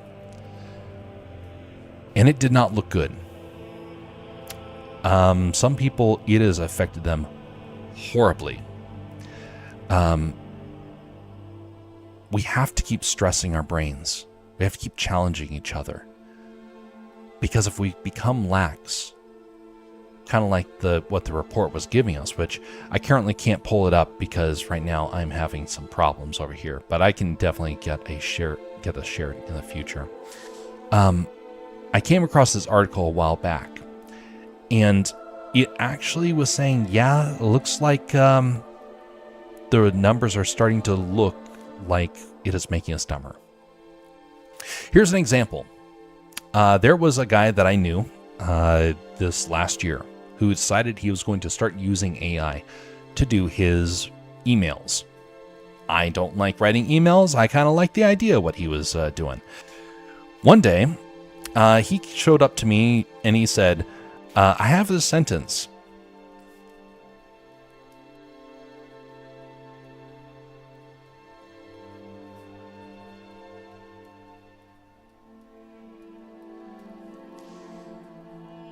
And he showed me this, and he said, for the life of me, I don't know how to finish this. And I asked him, what are you trying to thank him for? He's like, I'm not entirely sure. I got to see this happen firsthand, where somebody actually froze and was unable to finish a sentence to an email. He turned off the AI just because he wanted to finish a very quick thing, and he realized that this had affected him. He was so used to just writing a little bit, and then it would just start to finish it for him. That's scary.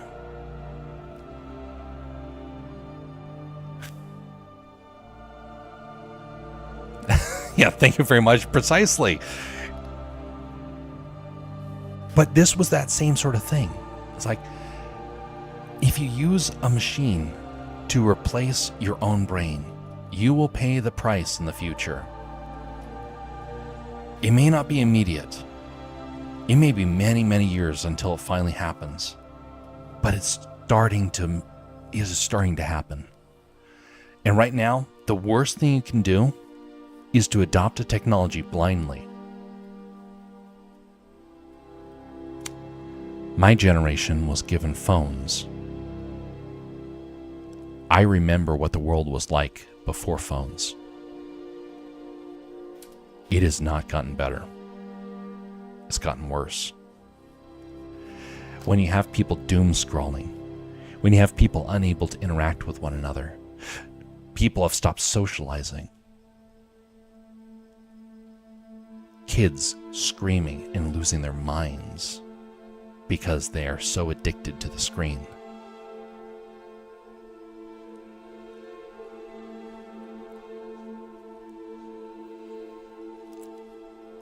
This is what makes me so concerned, because we saw this, and we saw what it did to people. And now we have a new technology that says, don't use your brain, let us do the thinking for you. Would you like it if I did all the thinking for you? Or would you think, no, obviously not. I'm my own person. Jeff can give us ideas, but he doesn't have to tell us what to do, which, by the way, is the right thing to do. You do not want someone to think for you. So why would we want a machine to think for us? Legitimate question.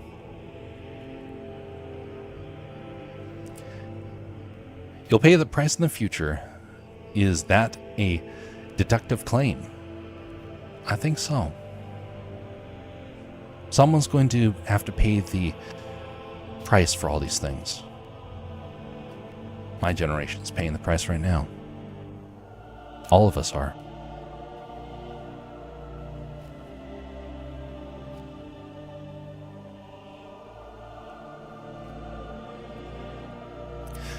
I saw a movie a while back. I will not even mention the year that I saw it. It was a short film. I had never thought that AI was possible. And to what level, I didn't really know.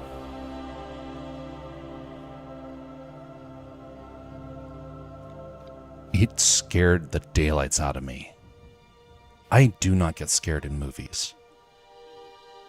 What I saw there gave me nightmares for 2 weeks solid.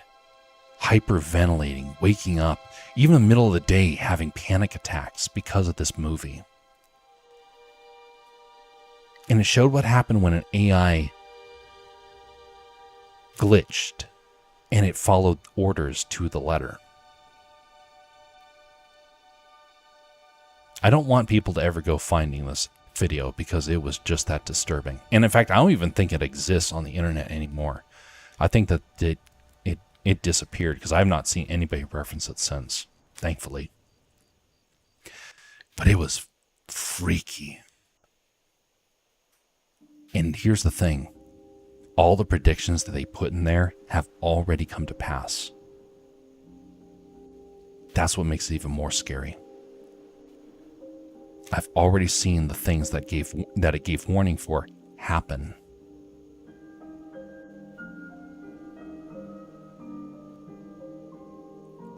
Probably a technical debt, given that most and a lot of the populations rely on AI too much. I got fired and replaced by AI. That's one of the things that's very unfortunate. I know a lot of people that have gotten fired as a result of this. Of which we have had about 4 people on this stream alone over the years that have lost their jobs to AI. And it's a very real challenge. People I know who are young, who cannot get work right now, and they're using AI and they're like, but I have all this experience, and people aren't hiring for that.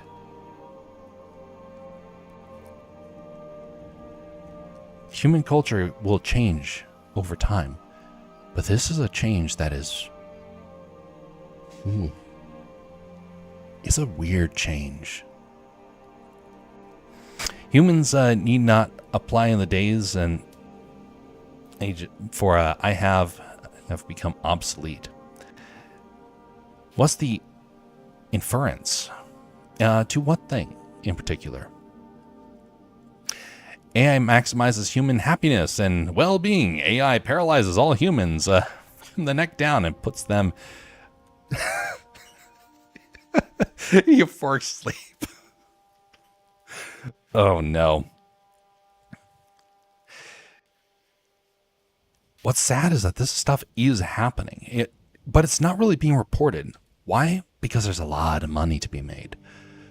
A lot of companies have stopped actually pushing for AI. Thankfully, the place that I work has stopped pushing for AI. There was a moment where they were actually starting to lean into it. And thankfully, they're not doing that anymore. And it's very discouraging, though, because there's a lot of places that are leaning heavy into this stuff with no consideration to the people that it's hurting. We have to be able to pay attention to this stuff because, well, if everybody starts becoming reliant upon AI and it doesn't work out, well, we're handicapping people for the future. That's the big thing that AI doesn't make sense for. What if all the promises that it makes don't work? What if every last thing fails with it? Have you heard about the rumors that it's not actually even at like basic intern level intelligence? You know, I code websites as part of my job. I am self-taught. I did not rely upon any AI. I banged my head on the keyboard until I figured it out. Also code websites and apps. Oh, nice. One day, this actually happened recently, I fought with an AI to try and solve a problem I was having. I spent hours and hours trying to get this thing to work. It was a web update that was not working. I was like, what is going on? And finally I had to call an expert, and he solved it within less than 5 minutes. The AI took hours and hours of trying to figure out what is going on. The AI was getting like repetitive and like, oh no, you're just not understanding. It's supposed to be this way. I'm like, it's not working. I call the expert. He solves it in 5 minutes. Life experience cannot be underestimated. You can't simulate experience.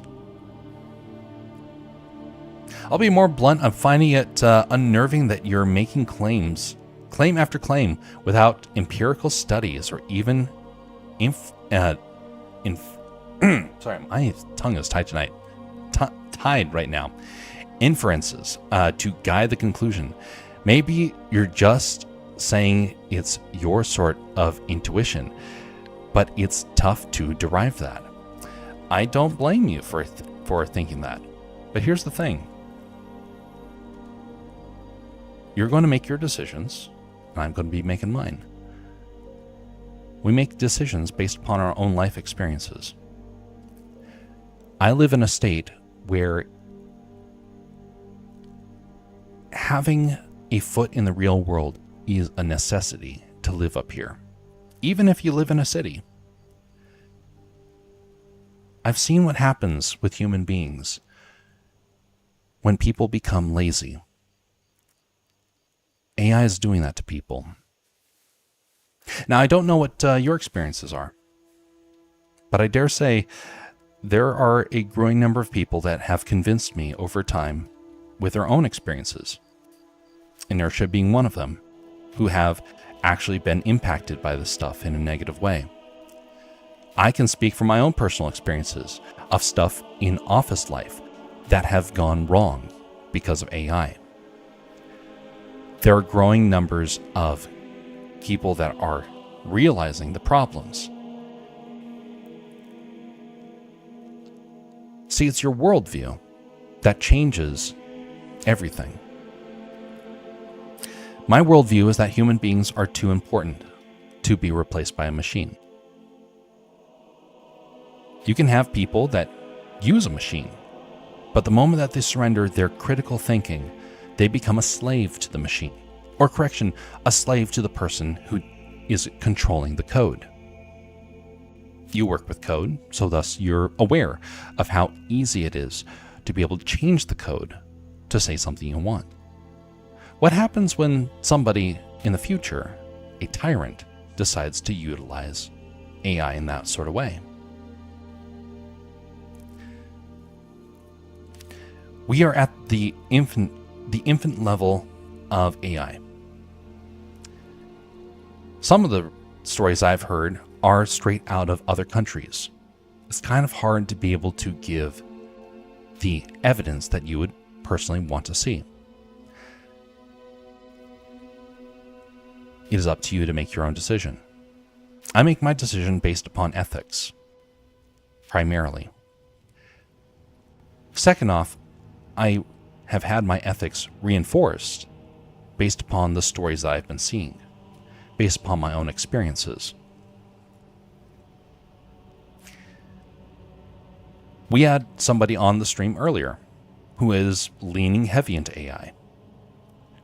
He has decided to take that path. I don't agree with him on that, but he's made his decision. I've made mine. In a couple years, we will know one way or the other, regardless of the evidence that we currently have. We will know for certain in a couple of months or years. Of which that's where my own personal opinions have started to be shaped, because I'm seeing what it has done to other people that I know, people that you guys don't know, but that I know. And so thus it has colored my vision. It's up to you to decide whether or not it is something that you see in your work, or if it's in your daily life. The one thing that I do ask though, do not replace a human being with a machine. Even if you're using the AI, the moment you replace a human being with a machine, it starts getting down a very dark path. Very dark indeed. I have many stories of both AI saving time and AI wasting time. In other words, no evidence. Would that be fair? Correction, I do have evidence. I don't have it right now at my fingertips. I actually gave a presentation over just about a year and a half ago. It was 3 streams back to back in which I went in full detail over a span of 3 to 4 hours, giving evidence, citing evidence, showing video clips, showing news articles. I have done it. I don't have it though right now at the ready, but it is something that I have dove into for quite a bit. If you're to find my social media handle, you will see that I proudly put in there, I am an avid AI hater. It is something that I have seen enough to where it troubles me. But again, it troubles me because my ethics are such that it is an abomination to replace a human being's critical thinking with a machine.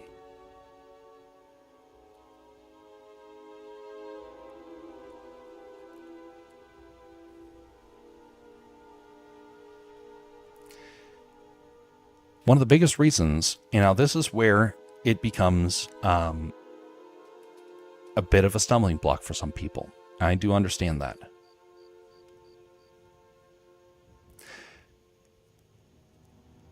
In my experience, there are certain things that have been set up in this world to function. And the moment we start to deviate from it, problems happen. One of those examples is what happens when you try and change the work week. France decided that they wanted to try and change the way that nature works. They tried to increase the work week to 10 days. As such, they had animals that were literally dying at the plows. They had people falling ill constantly. And they eventually had to pull back from it. They were trying to challenge the need for rest.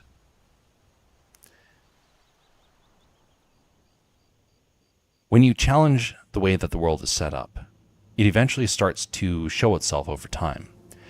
And you got to be careful of new things that come along. That, there's some people, they were like all gung-ho about, hey, we need to experiment with drugs. And of those people, there's a lot of them that are in trouble now. Just because something is there and it's brand new, it makes it to where a lot of us need to be super careful. We need to be observant, see the pros and cons of something before we dive headlong first into it. I wish we had done that more with cell phones. Sadly, not a lot of people did.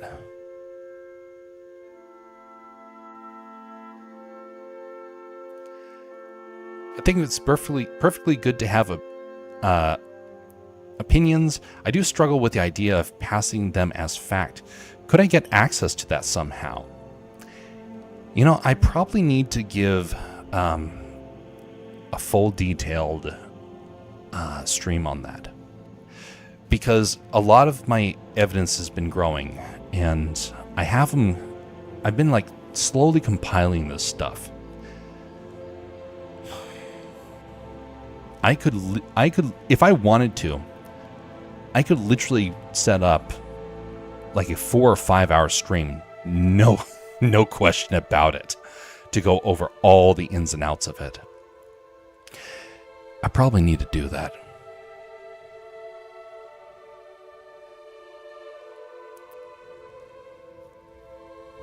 I've thought about making like a sub channel in which to go over all the ins and outs of it. Because here's the thing. I'm a Christian. I believe that mankind was made to till the earth. We're supposed to take care of it. The moment we surrender that to a machine, we're abandoning our role. It's not just a philosophical opinion.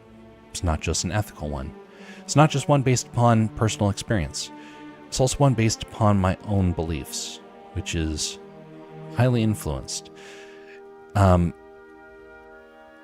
Which every one of us is going to have a different approach.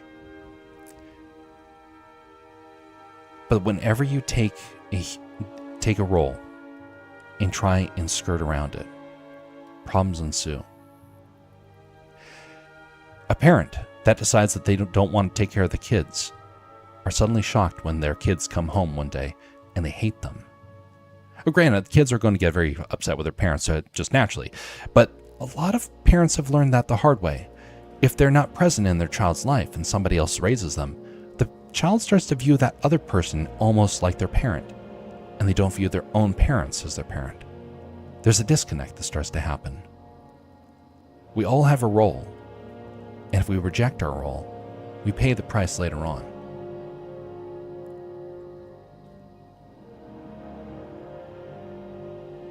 If the developer itself is stopping his family, it's a strong sign that it may be bad for you.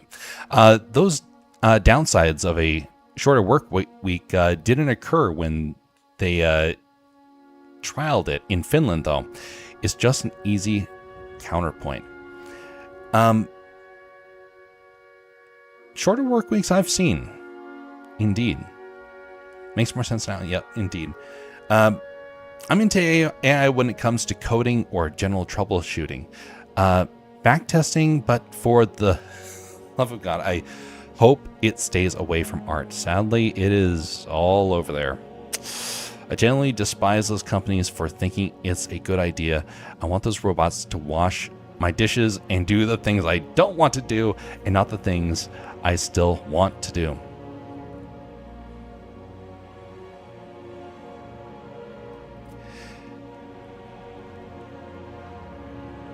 So here's a question for you.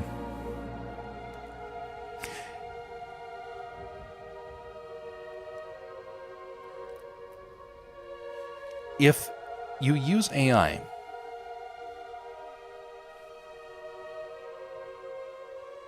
are you using it for your own personal use? Or are you using it for work? Do you think that you're going to make money from it? Or do you think that you're just going to have convenient tasks that are going to be troubleshot by the AI? What is it that drives you towards the AI? And what is the hope that you see for it in the future? Do you think that it's going to assist? And if so, in what way? I mean, you've heard a bit about my opinions on this. Where do you fall in this? By the way, we had actually a very in-depth discussion about this almost 9 months ago. It became actually a call-in session, and it was fascinating. We covered a lot of ground. But I do know that there is there's a lot of opinions that are based upon theories of what the future is going to hold. I don't know necessarily how everyone's going to see it, but I do know that a lot of people are finding solutions and with using AI. Sometimes it works 1 year and then a couple years later it doesn't. Remember I mentioned about the guy that was losing his IQ? I would not have just believed it if it was me. Everyone around was like, what has happened to this guy? I don't want to mention his name because, it's not for me to say. But it is something where I think it's important, where it makes it very difficult to overlook when you see somebody that you know losing skill sets. And you're just like, this is weird.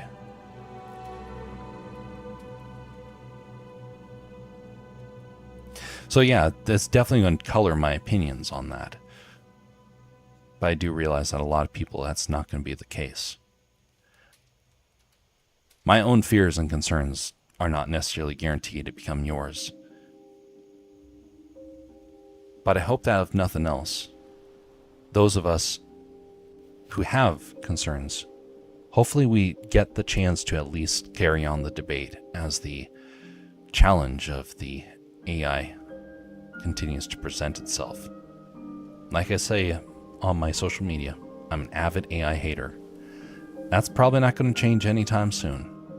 Actually, it's not ever going to change. Are there ways that AI can be used for good? Maybe.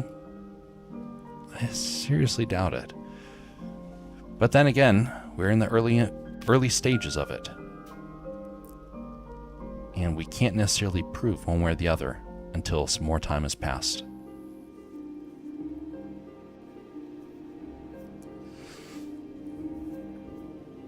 I see AI as like buying a house for a free hose. You only bought the house, but hey, the hose is there, so might as well use it with a free hose. Yep. It becomes problematic when your neighbor starts using the hose to like drench you in water when you get out of the house. Oh my goodness. Not sure if that's a simpler analogy to understand.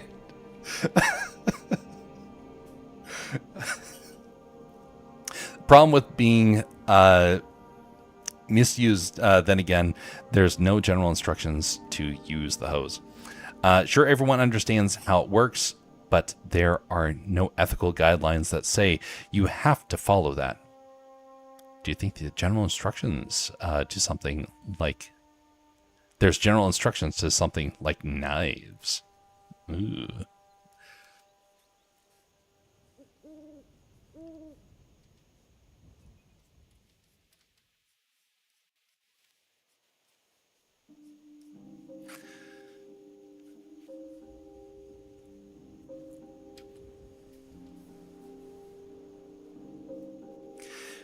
Do you know one of the biggest concerns that I've had with AI is what it's doing to people's relationships?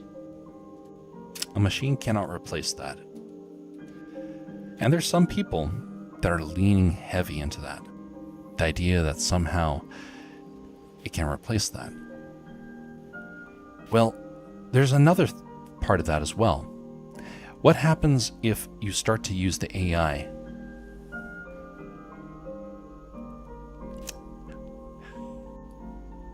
to replace a higher power? Maybe that's a teacher. Maybe that's a deity. Maybe that's a parent. And you start to view the machine as greater than those sources, than those authorities.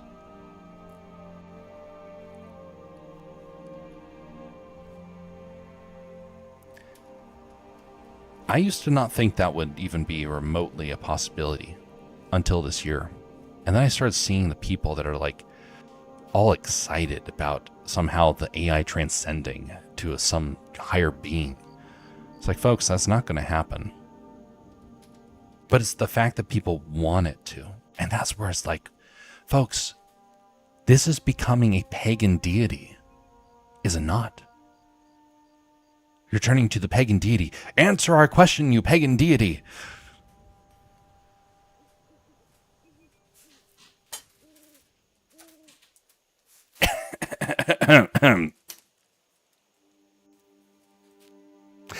Answer our question, you pagan deity. What sort of decision should we be doing today? Oh, you should be going forth and putting glue on pizza. Oh, you're so wise.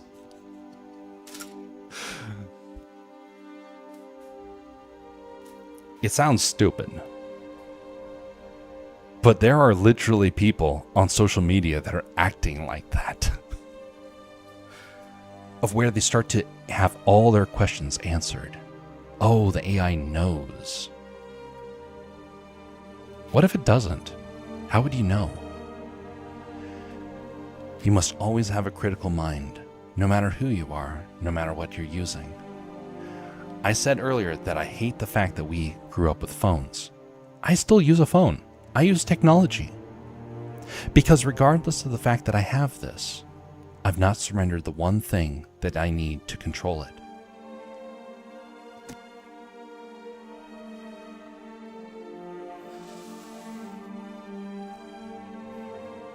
I'm not trying to differ. I'm trying to make an analogy, so non-differing.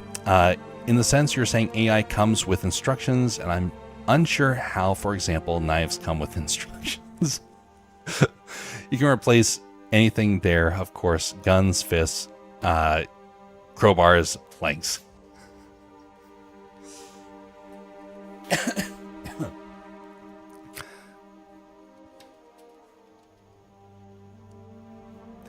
I think it's more important that whether or not you have a rule to something, what is your ethics behind that rule?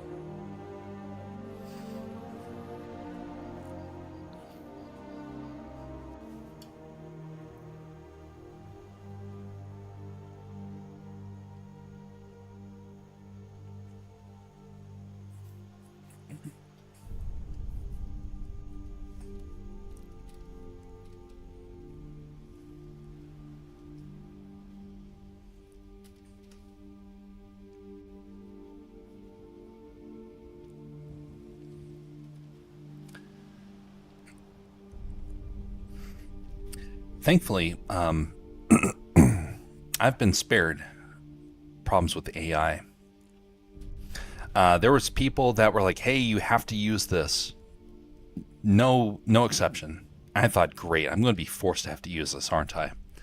And thankfully, after resisting for a little bit, people stopped asking that. And I have been spared. And in fact, other people have started to reject it as well, which raises a lot of interesting questions. Who's the ones that are benefiting from it? And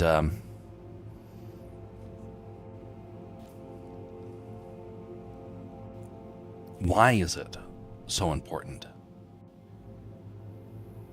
Why do people want it to work so badly? That's a legitimate question. There was one guy that I know who answered that he wanted it to basically work for him. He wanted to go on constant vacations.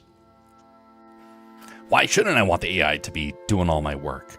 I mean, obviously, once the AI can do it, I don't need to work ever again. I just have to have the AI do that. So here's a question. Why do you get paid?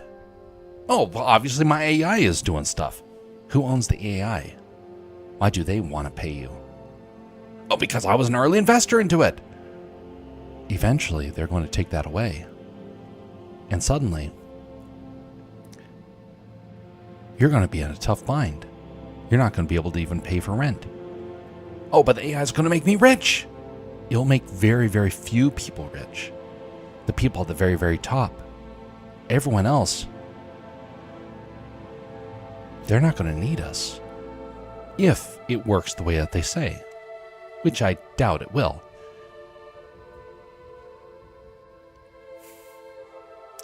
We've had many companies over this last year firing people. A whole lot of people. A lot of people that are also like trying to use it when they shouldn't. People cheating on tests. People using it for legal arguments. Folks, use critical thinking.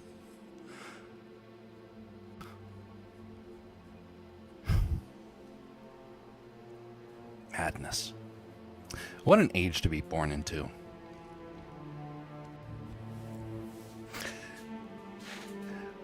It's like people saying AI is new. I don't know, bad, scary, and probably the same was said of the time we invented a lot of stuff. It's already there. We just need to live with it. But yes, I do hate it with a passion. I'm literally busting my ass to have a stable art career, and these companies are like, hey, there's something to completely ban you out of the industry. Yeah, indeed. Saying that we don't know how to use AI properly and thus it's dangerous just seems to imply anything we invest in is dangerous. Anything can be dangerous when put into the wrong hands. Respect the stance, but find it hard to swallow. I can understand. See, this is one of the reasons why it's so important to have a critical mind of these things. See, I have sat and pondered this for months and years. I have very clear understandings for myself as to why this stuff is a problem. It's a problem for ethics. It's a problem for employment. It's a problem for tyranny. It's a problem for corruption. It's a problem for greed. It's a problem for people abandoning reason. See, these are things that slowly get built up over time, and I'm not expecting you to necessarily agree with all my opinions on this, but I am asking for this one thing. Regardless of what path you take with it, never, ever abandon your critical mind. Use it as a tool. But always be wary. Challenge yourself. Ask yourself, do I need the machine? Or should I use my own skill? I dare say, over time, you'll start to find a balance. I'm very paranoid about it. Doesn't mean you have to. But never, ever, ever, ever abandon your mind. Never abandon your reason. Challenge yourself. Always strive. Just like your muscles for being able to outrun that bear. Don't abandon your brain in this time. Because once you lose that, I don't know your age. But I do know that there's a lot of people right now that are losing it. They're cheating their way through college. They're using the AI. They're going to be hurt by this stuff. So if you can use that critical mind of yours, you will be fine. It may take a while, but you'll be in the clear. If everything can be dangerous, then it takes the force out of the word dangerous. It just makes it super super fluffs. It does do that. It does gain a tier list. Dangerous S, Dangerous A, Dangerous B. There we go. Greetings, Tupper Hunter. How are you doing?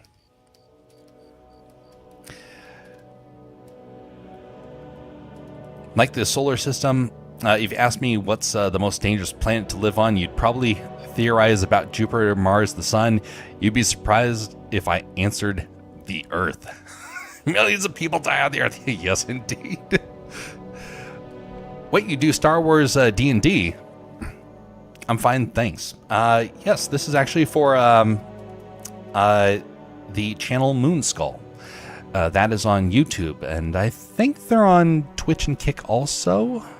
Ugh, I forgot.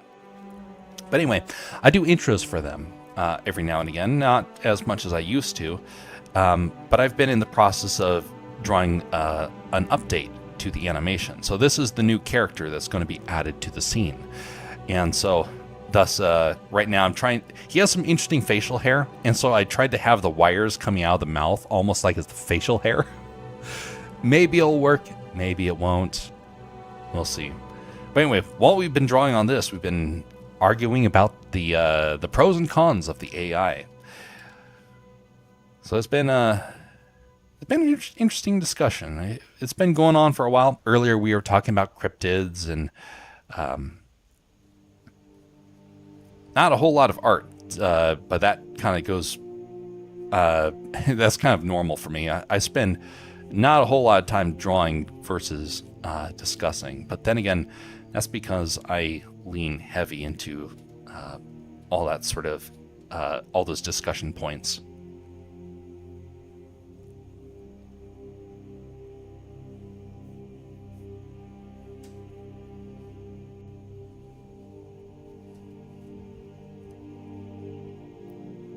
It's a play on words, Daniel. So it's kind of like saying, what's more dangerous, the Earth or the Moon? Well, where are all the grave sites at? well, it's technically the Earth. Yes, other planets are more dangerous logically, but the amount of, casualties that have happened are on Earth. So it's a play on words.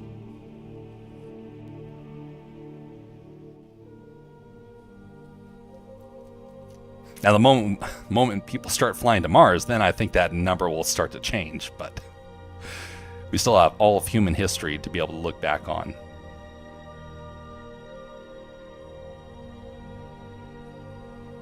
But yeah, the next part of the Star Wars D&D will be taking place tomorrow over on Moonskull.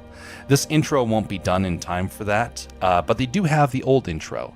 And the old intro is it's not the best art in the world. I kind of cringe when I see it because I know what I want it to be like. And that's why I'm taking more time on this one to try and make it look better, because I didn't like how that other one turned out. So I want to at least have a couple of shots that are, higher quality.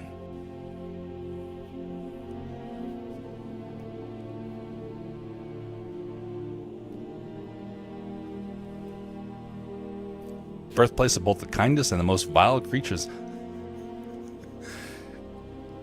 Humans.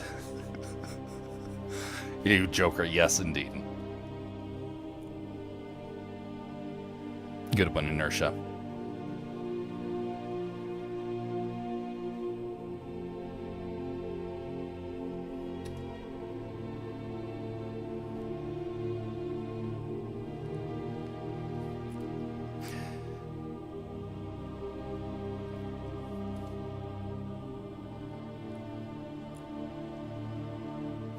Something to always remember.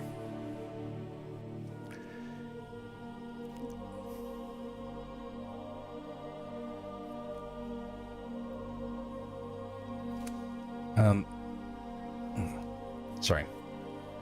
Got a little bit of air in there.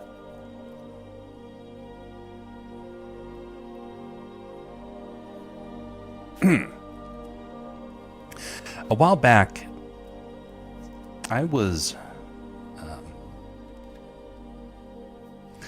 told that the world was going to be taken over by VR.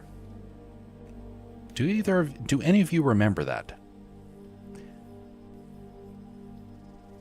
The first VR headset I saw was back in 2009, I think. It was an early prototype, and it was brought to my school, and we got a chance to put it on and try it out. And they came up to us and said, "So, who wants to help develop apps for this?" And they were it was interesting. It was a room of how many students? About 40 students. Every one of those students said no. And this representative who came from Google, they looked at us and was like, "What? This is like brand new technology. This is like the best of the best. Why would you not want to invest in this?" Everyone there said, "We don't like the format. We think it could be a problem." It was a gut feeling. It's kind of interesting that we all had the same gut feeling. And none of us went into that. The people I know who have gone into VR, it didn't turn out well for them. Every one of them has lost their job. So, was it wise if one of us had gone into VR? No, because every one of us would have lost our jobs, even though it was a brand new technology. I like to be the second or third generation adopter of something. Not because, mostly because I like to observe if it's good or bad. I'm not a first wave adopter of stuff. Sure, does that mean that you miss out on financial opportunities? Yeah, but that's assuming that money is the end goal. I want to have a clear conscience. And there's some trouble that can happen if you don't have a strong moral code. Not necessarily guaranteed to necessarily pan out that way, but it does become a challenge as you go through life if you are easily swayed one way or the other by the new and the fancy. And you might pay the price one day. There were a couple of students in that same class that went to a music camp a couple of months later. They came back from the music camp. It was in California, and their goal was to teach them how to make multiple tracks of music a week. I think the number was 7, so it's supposed to be a song a day. Have you tried to make a song a day? I am terrible with music. I would barely be able to make a song per week, let alone a song a day. And I wouldn't be able to even make the music for it. I'd be able to come up with the lyrics after blood, sweat, and tears. So how do they pull it off? Well, back in the day, they would have had to say, hey, you have to prove your skill. You have to be able to come up with it. Well, in the year 2010, the students got back and they said, we were having to use an algorithm to come up with the lyrics. They played some of the music, and it was awful, terrible. It was like, what is this? And they're like, well, it's the machine that did it. Those students didn't learn how to make music. They learned how to train a machine. One that was a rudimentary version of what we currently have now, of the AI. Another group of students from that class went into journalism, and they were tasked with working on sports beats. They went out and they were supposed to write a news article a day, or 2 if they were going to be ambitious. Well, they gave them a tool. This again, 2010, although this one started beforehand. It generated the news article for them. This was way before the AI had taken over. Back in 2010, news articles were already being auto-generated. All they did was input in the name, a quote, and the score. And it generated the entire article. Patterns. Some things, patterns work. Other things, they don't. But if you want to dishearten people, you take away their value. You take away what makes them special. Oh, we don't need you. We want the AI to do this for you. We want the algorithm to do it for you. You don't matter. It's like, of course I matter. Of course you matter. And you, and you. Companies don't care about that. They care about profit. So they wanted a song a week. They wanted a news article a day. And I dare say, with all the fake stuff we're seeing online, it's gotten pretty bad. There was somebody who reached out to me this last week. I deleted the conversation, but it's pretty easy to find these sorts of people who start up a conversation with you and say, hey, I just saw that you had some really interesting media that you've been making. I want to chat more about it. I have some questions about it. And you're like, okay, what do you want to know? And then they start off on this very simple conversation. And I've gotten pretty good at detecting when it's fake. Well, this time around, it was actually kind of hard to tell. It was a bot. I'm guessing it was probably a human-driven bot, but it sure had patterns that it was working with, which made me think that it was probably more AI than not. And I was like, this is really disturbing. I can detect this, but if this had happened for a relative, I'm not so sure they would necessarily catch on. Or especially an elderly. relative or whatnot, I would get a little worried about it. By the way, someone tried to scam my grandmother in this sort of way. So yeah, am I a little biased? Absolutely. I've seen what it does to people.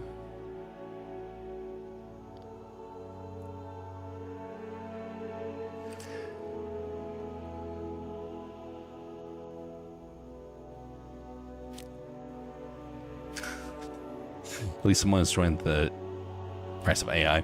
Ethics is kind of a tough thing to pin down. Well, it depends on who you are. Some people, ethics come very easy. Some people, not so much. Now, I don't know your background, Daniel. I've already mentioned mine. For me, as a Christian, it is fairly clear to me. It doesn't necessarily mean it's going to be clear to everyone else. And there are some people that are going to be on the fence, regardless. But either way, that's where I draw my ethics and my values. It's up to other people to decide how they're going to find their rules and ethics for it. Although I do think there are some that are going to be far more, that are going to pan out far better than others. But then again, someone else could tell me the opposite and give their own logic for that. And that would be understandable. Doesn't necessarily mean I'll agree, but I can definitely understand if people have strong ethics in one way or the other. It's crazy how those scammers keep getting away with it. Yeah. Thankfully, my grandmother had the sense to actually call my mother. And she was spared. Somebody who was impersonating my voice. And they had all the information about it. And now my voice has been online for quite a while. And it wouldn't take much for an AI to figure that out. That's concerning, isn't it? Every one of us can get in serious trouble. If you've not watched it, I highly... Jeff has succeeded. If you've not heard of the show, the China show is top notch, and it's by two guys. One guy from South Africa, one guy from America. They went over to China and lived there for 10 years, and they came back with some fascinating stories.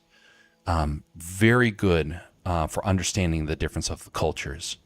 Top notch. Information on YouTube. But there was an interesting story that they covered a while back. It was a woman who was in Europe. She went onto social media and someone contacted her and said, "Hey, what happened to you?" And they said, "I'm not entirely sure." And by the way, this is all well documented. You can find this one. This story came out in 2001. No, not 2002, I think. This woman ended up being a Russian propagandist against her will. She was suddenly featured all across social media, across 100 different accounts, giving speeches, giving stories. And they're like, this is all fake. An AI had scraped her image and was using it to start to generate content. And this was back when AI video was pretty easy to tell that it was fake. Nowadays, it's very hard. Imagine waking up one day and finding out that your likeness has gone to something that maybe you believe in or maybe you don't believe in, but now you're a spokesman for it against your will. What if someone decided that they wanted Jeff to be an AI supporter, and so they scraped it with the AI to use it in the AI? By the way, that'd be a pretty easy lawsuit to win against, assuming that, the answer to the lawsuit. That's another problem in our culture. But it is deeply concerning that you can have something like that where you can maybe don't have any care about what's going on, and then you suddenly find out that you have been dragged into it. And there are bot farms that do that all over the place.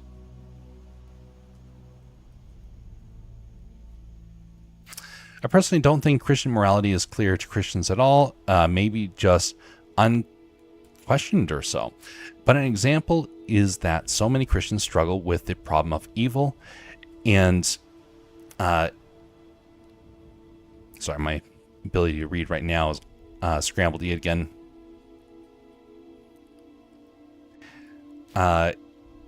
Youthifro. Golly, why can't I not pronounce that? What is that word? I know that word, but for whatever reason, I am freezing on that right now. Let's see here. Put that in here. And Oh, here we go.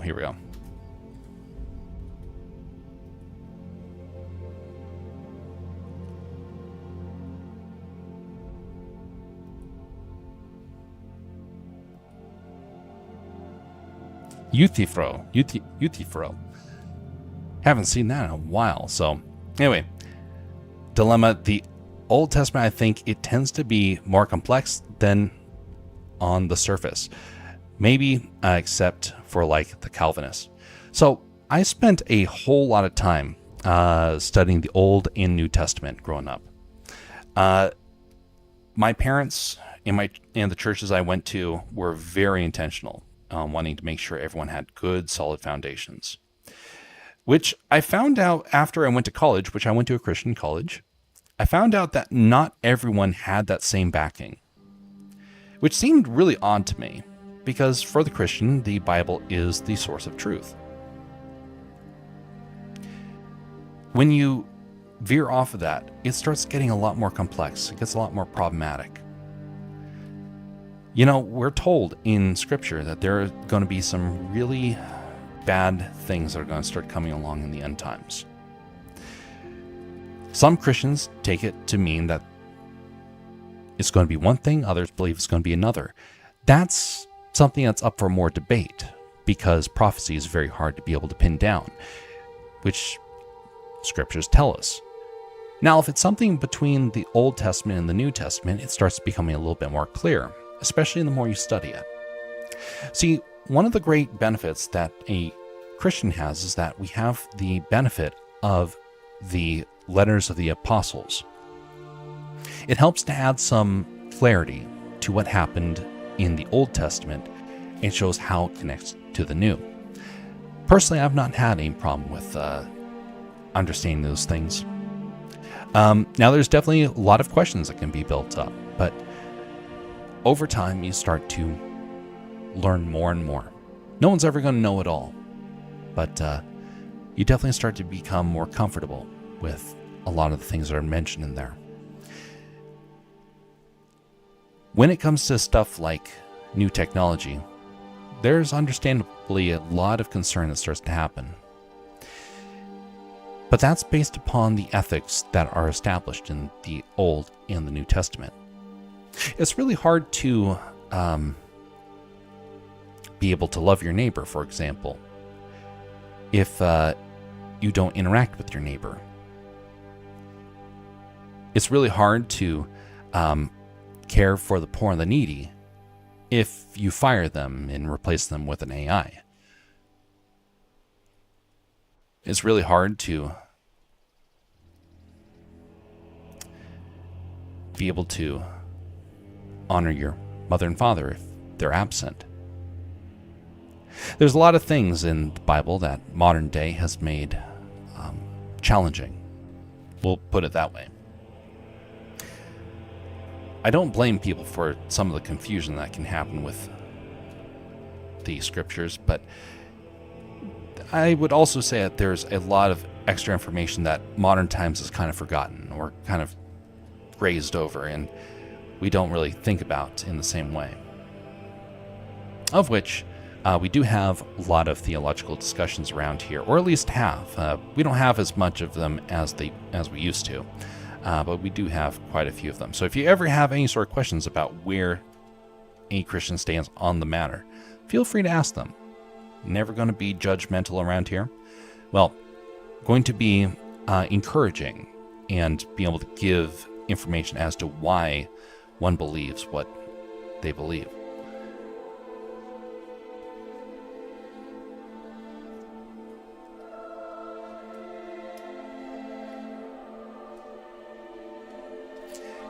I learned from my old man is trust only half what you see and half of what you hear. Basically, don't trust anyone, but maybe a little bit.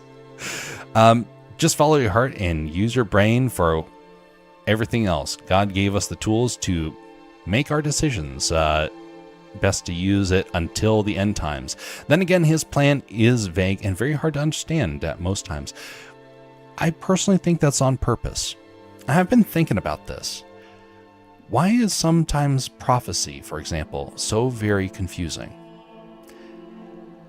Well, here's the thing that I came to the conclusion of, and this is based upon a teacher that I heard a while back.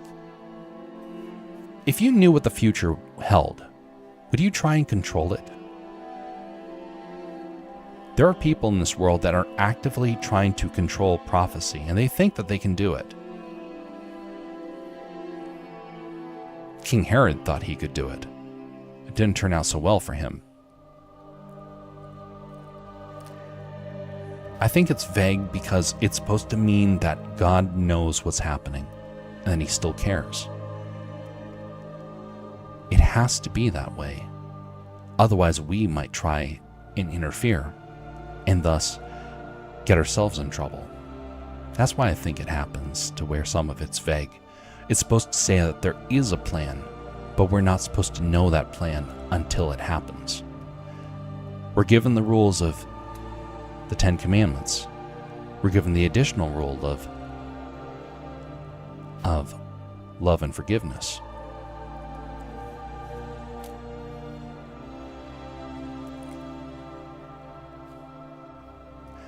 Outside of that, it's mostly just connecting to one of those things. There are some exceptions, of course, but for the most part, that's what all ties back to. I think there are so many great things in the New Testament, but you don't hold to the ethics of the Old Testament, right? I can't imagine that. A lot of the Old Testament was designed to help people understand their need for God. It gave a history for that. When we get to the New Testament, a whole new covenant is made. The Old Testament was a beginning. There were some harsh things that happened in the Old Testament, of which there's historical reasons as to why some of those things happened.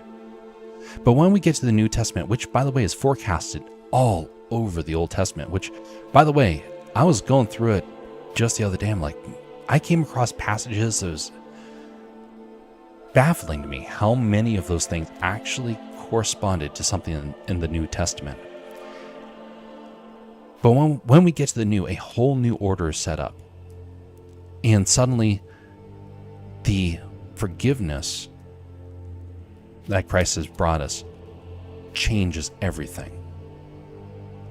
The Old Testament doesn't become nullified, but it gets clarified based upon the mercy that is shown in the New. It's important to know where you came from. Just like how we don't do sacrifices anymore. There's now a perfect sacrifice. There's no need to have sacrifice ever again. That's an example. Another example is that there were requirements for holy wars back in the old days. They're no longer necessary because the kingdom of Christ is not of this world. There's not a home that is necessarily given for God's people anymore. We've been sent out to the four corners of the world. We're here to testify. We're not here to conquer. We're here to testify. And those that start to take it into the conquer realm start to make some problems. Now, there is times where conquest has been beneficial, but it's not what we're told to do. And the most powerful testimonies I've heard are those that where one man crossed a sea in order to minister to people. And just the one man changed an entire culture. Those are the best of stories. And there's some incredible ones out there, of which we mentioned one of them earlier about the movie End of the Spear, which is actually a historical story. Definitely worth a watch. It's hard to watch, too.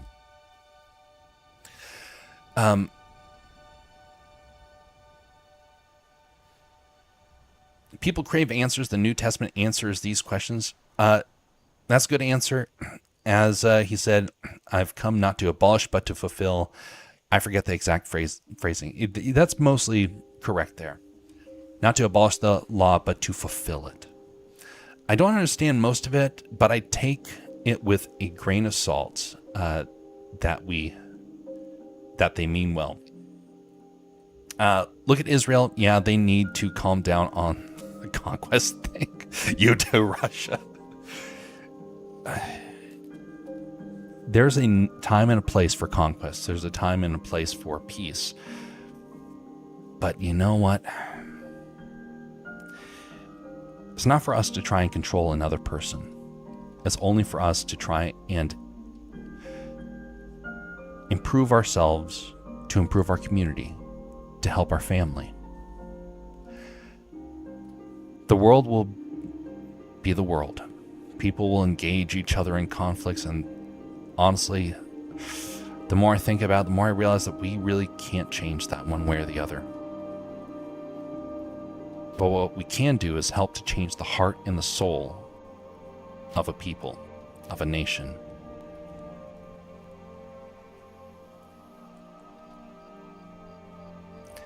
It definitely does trouble me when I see a lot of the madness that takes place, though. I keep thinking, folks, if only we were just to calm down a little bit, we might be able to start to find some restoration.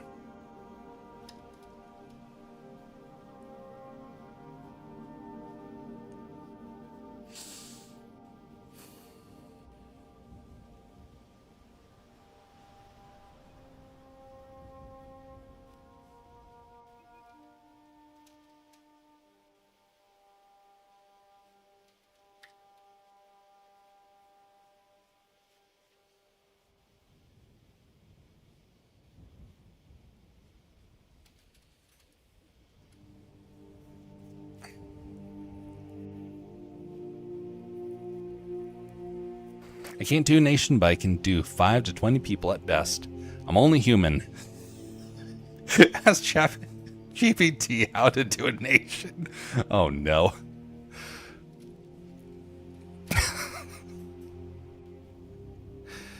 So I ask you this.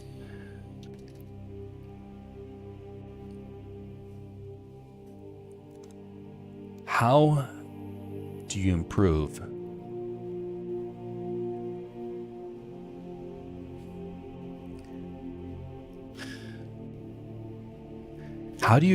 your community? Because I really do think, after the last couple of years, I am certain, beyond a shadow of a doubt, that we do not have the ability to really change our nation, to really change the world. Some people have that ability. Some people have that power. Most of us don't. So what can we do? Well, we can change our own community. But how can we change that community? How can we make it better? It's going to be different for each place.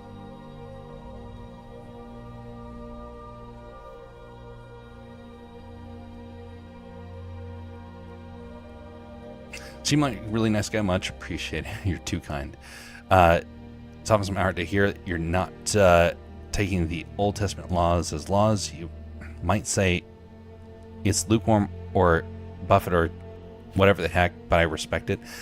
It's realizing that there are different ways to interpret it based upon what Christ taught us.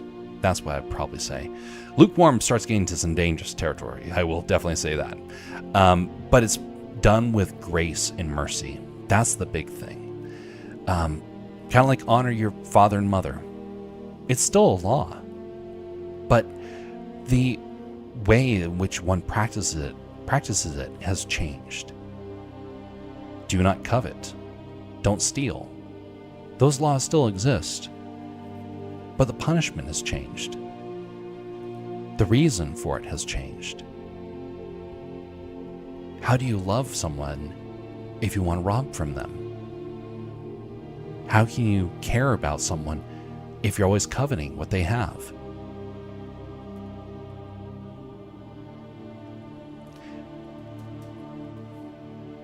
That's how I see it. It's made with the understanding that there needs to be kindness with it. And a lot of people, and this is something that actually is mentioned in the Old Testament. God tells his people, what have you been doing? You're supposed to show mercy. You know, there is a book of the Old Testament that I love. It is incredible, and I keep reading it over and over again. And we actually did a small sermon series off of it, you could say. I did it on Rumble. It was about the book of Jonah. And Jonah is phenomenal. And you know one of the biggest reasons why it stands out? Because Jonah was told to go to a nation, a pagan nation, and tell them to repent so that they could be saved. And Jonah, in bitterness, said, no, I don't want to do that. And he fled, thinking that not that he could escape, but that he could delay the inevitable. That he could maybe cause their downfall all the same. It was bitterness that drove him into the ocean. Then God said, nope, I said to go to Nineveh. He sends a giant fish to grab him and spit him on the land. He's like, you going to try that again? And he sends him off to Nineveh all the same. And Jonah goes over there and starts testifying. He says, repent, the end is here. And he's not even really, you can tell his heart's not in it. And then the king hears about it very quickly. He tells a whole nation to repent. And Jonah hasn't really even done his job fully. He's like, wow, these people turned around fast. And it made him angry. It's like, and God's like, I told you to come here for mercy. But it's also a telltale sign. It was a changing that was happening. God was saying, you have to show mercy to these people. You have to start to realize these people matter in God's sight. You don't hear a lot of people talking about that now, and I really do understand. It is frustrating what is happening with our culture. There's a lot of people, they've tried to weaponize the Bible. It's like, it's so weird. I grew up a lot of my life overseas. I came back and I didn't even recognize the country. So much had changed. A lot of the churches had changed. The further you get away from the Bible, the more chaos seems to happen.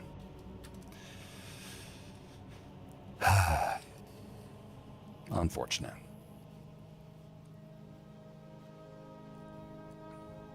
We're going to have to start wrapping up here. It is 3:30 in the morning. It's been a long stream. Oh my goodness.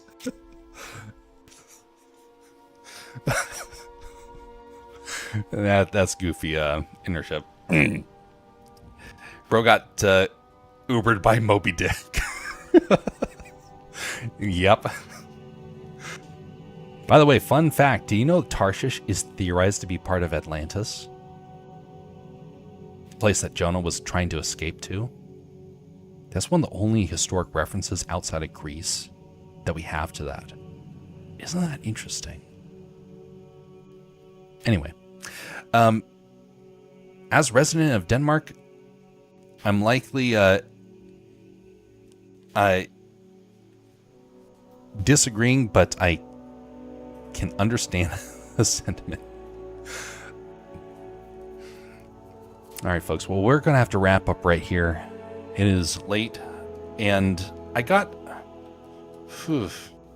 a lot done here. You know, it's not nearly as much as other times. I spend most of the time doing the, conversation stuff. So I ended up getting maybe half done what I was expecting. I was hoping to get the Java done and, SCAC done over here. Anyway, this is going to be going on to Moonskull probably next week. I'll do some drawing tomorrow. That one will be off stream just to try and get some stuff caught up. But anyway, thanks folks for coming by, and hopefully you have a blessed evening and morning, everybody. Right now, let's see if there's anybody we can raid on the Twitch side. We're not raiding on the Rumble side because I don't think there's anybody over there. If there's somebody over there, be sure to speak up. Otherwise, we will be skipping on that. And, great. It doesn't seem like there's anybody over there right now on the Twitch side. Golly.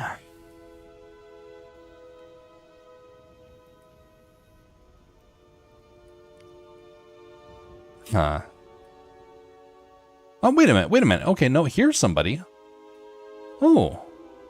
I haven't seen him in a while. Okay, we'll give this guy a try.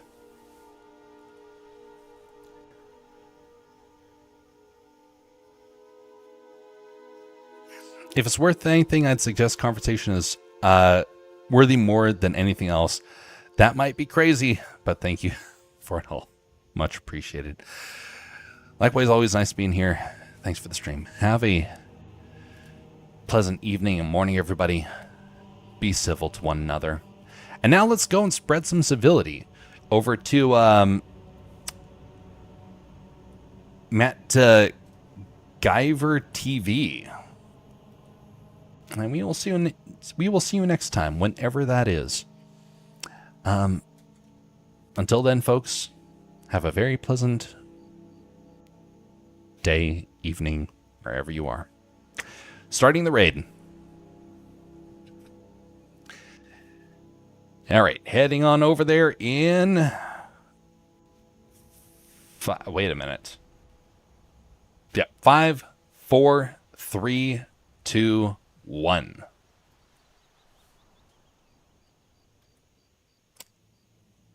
And to the rest of you out there, thanks for coming by. Feel free to like and dislike the stream as you see fit. Until next time, folks, have a very pleasant evening.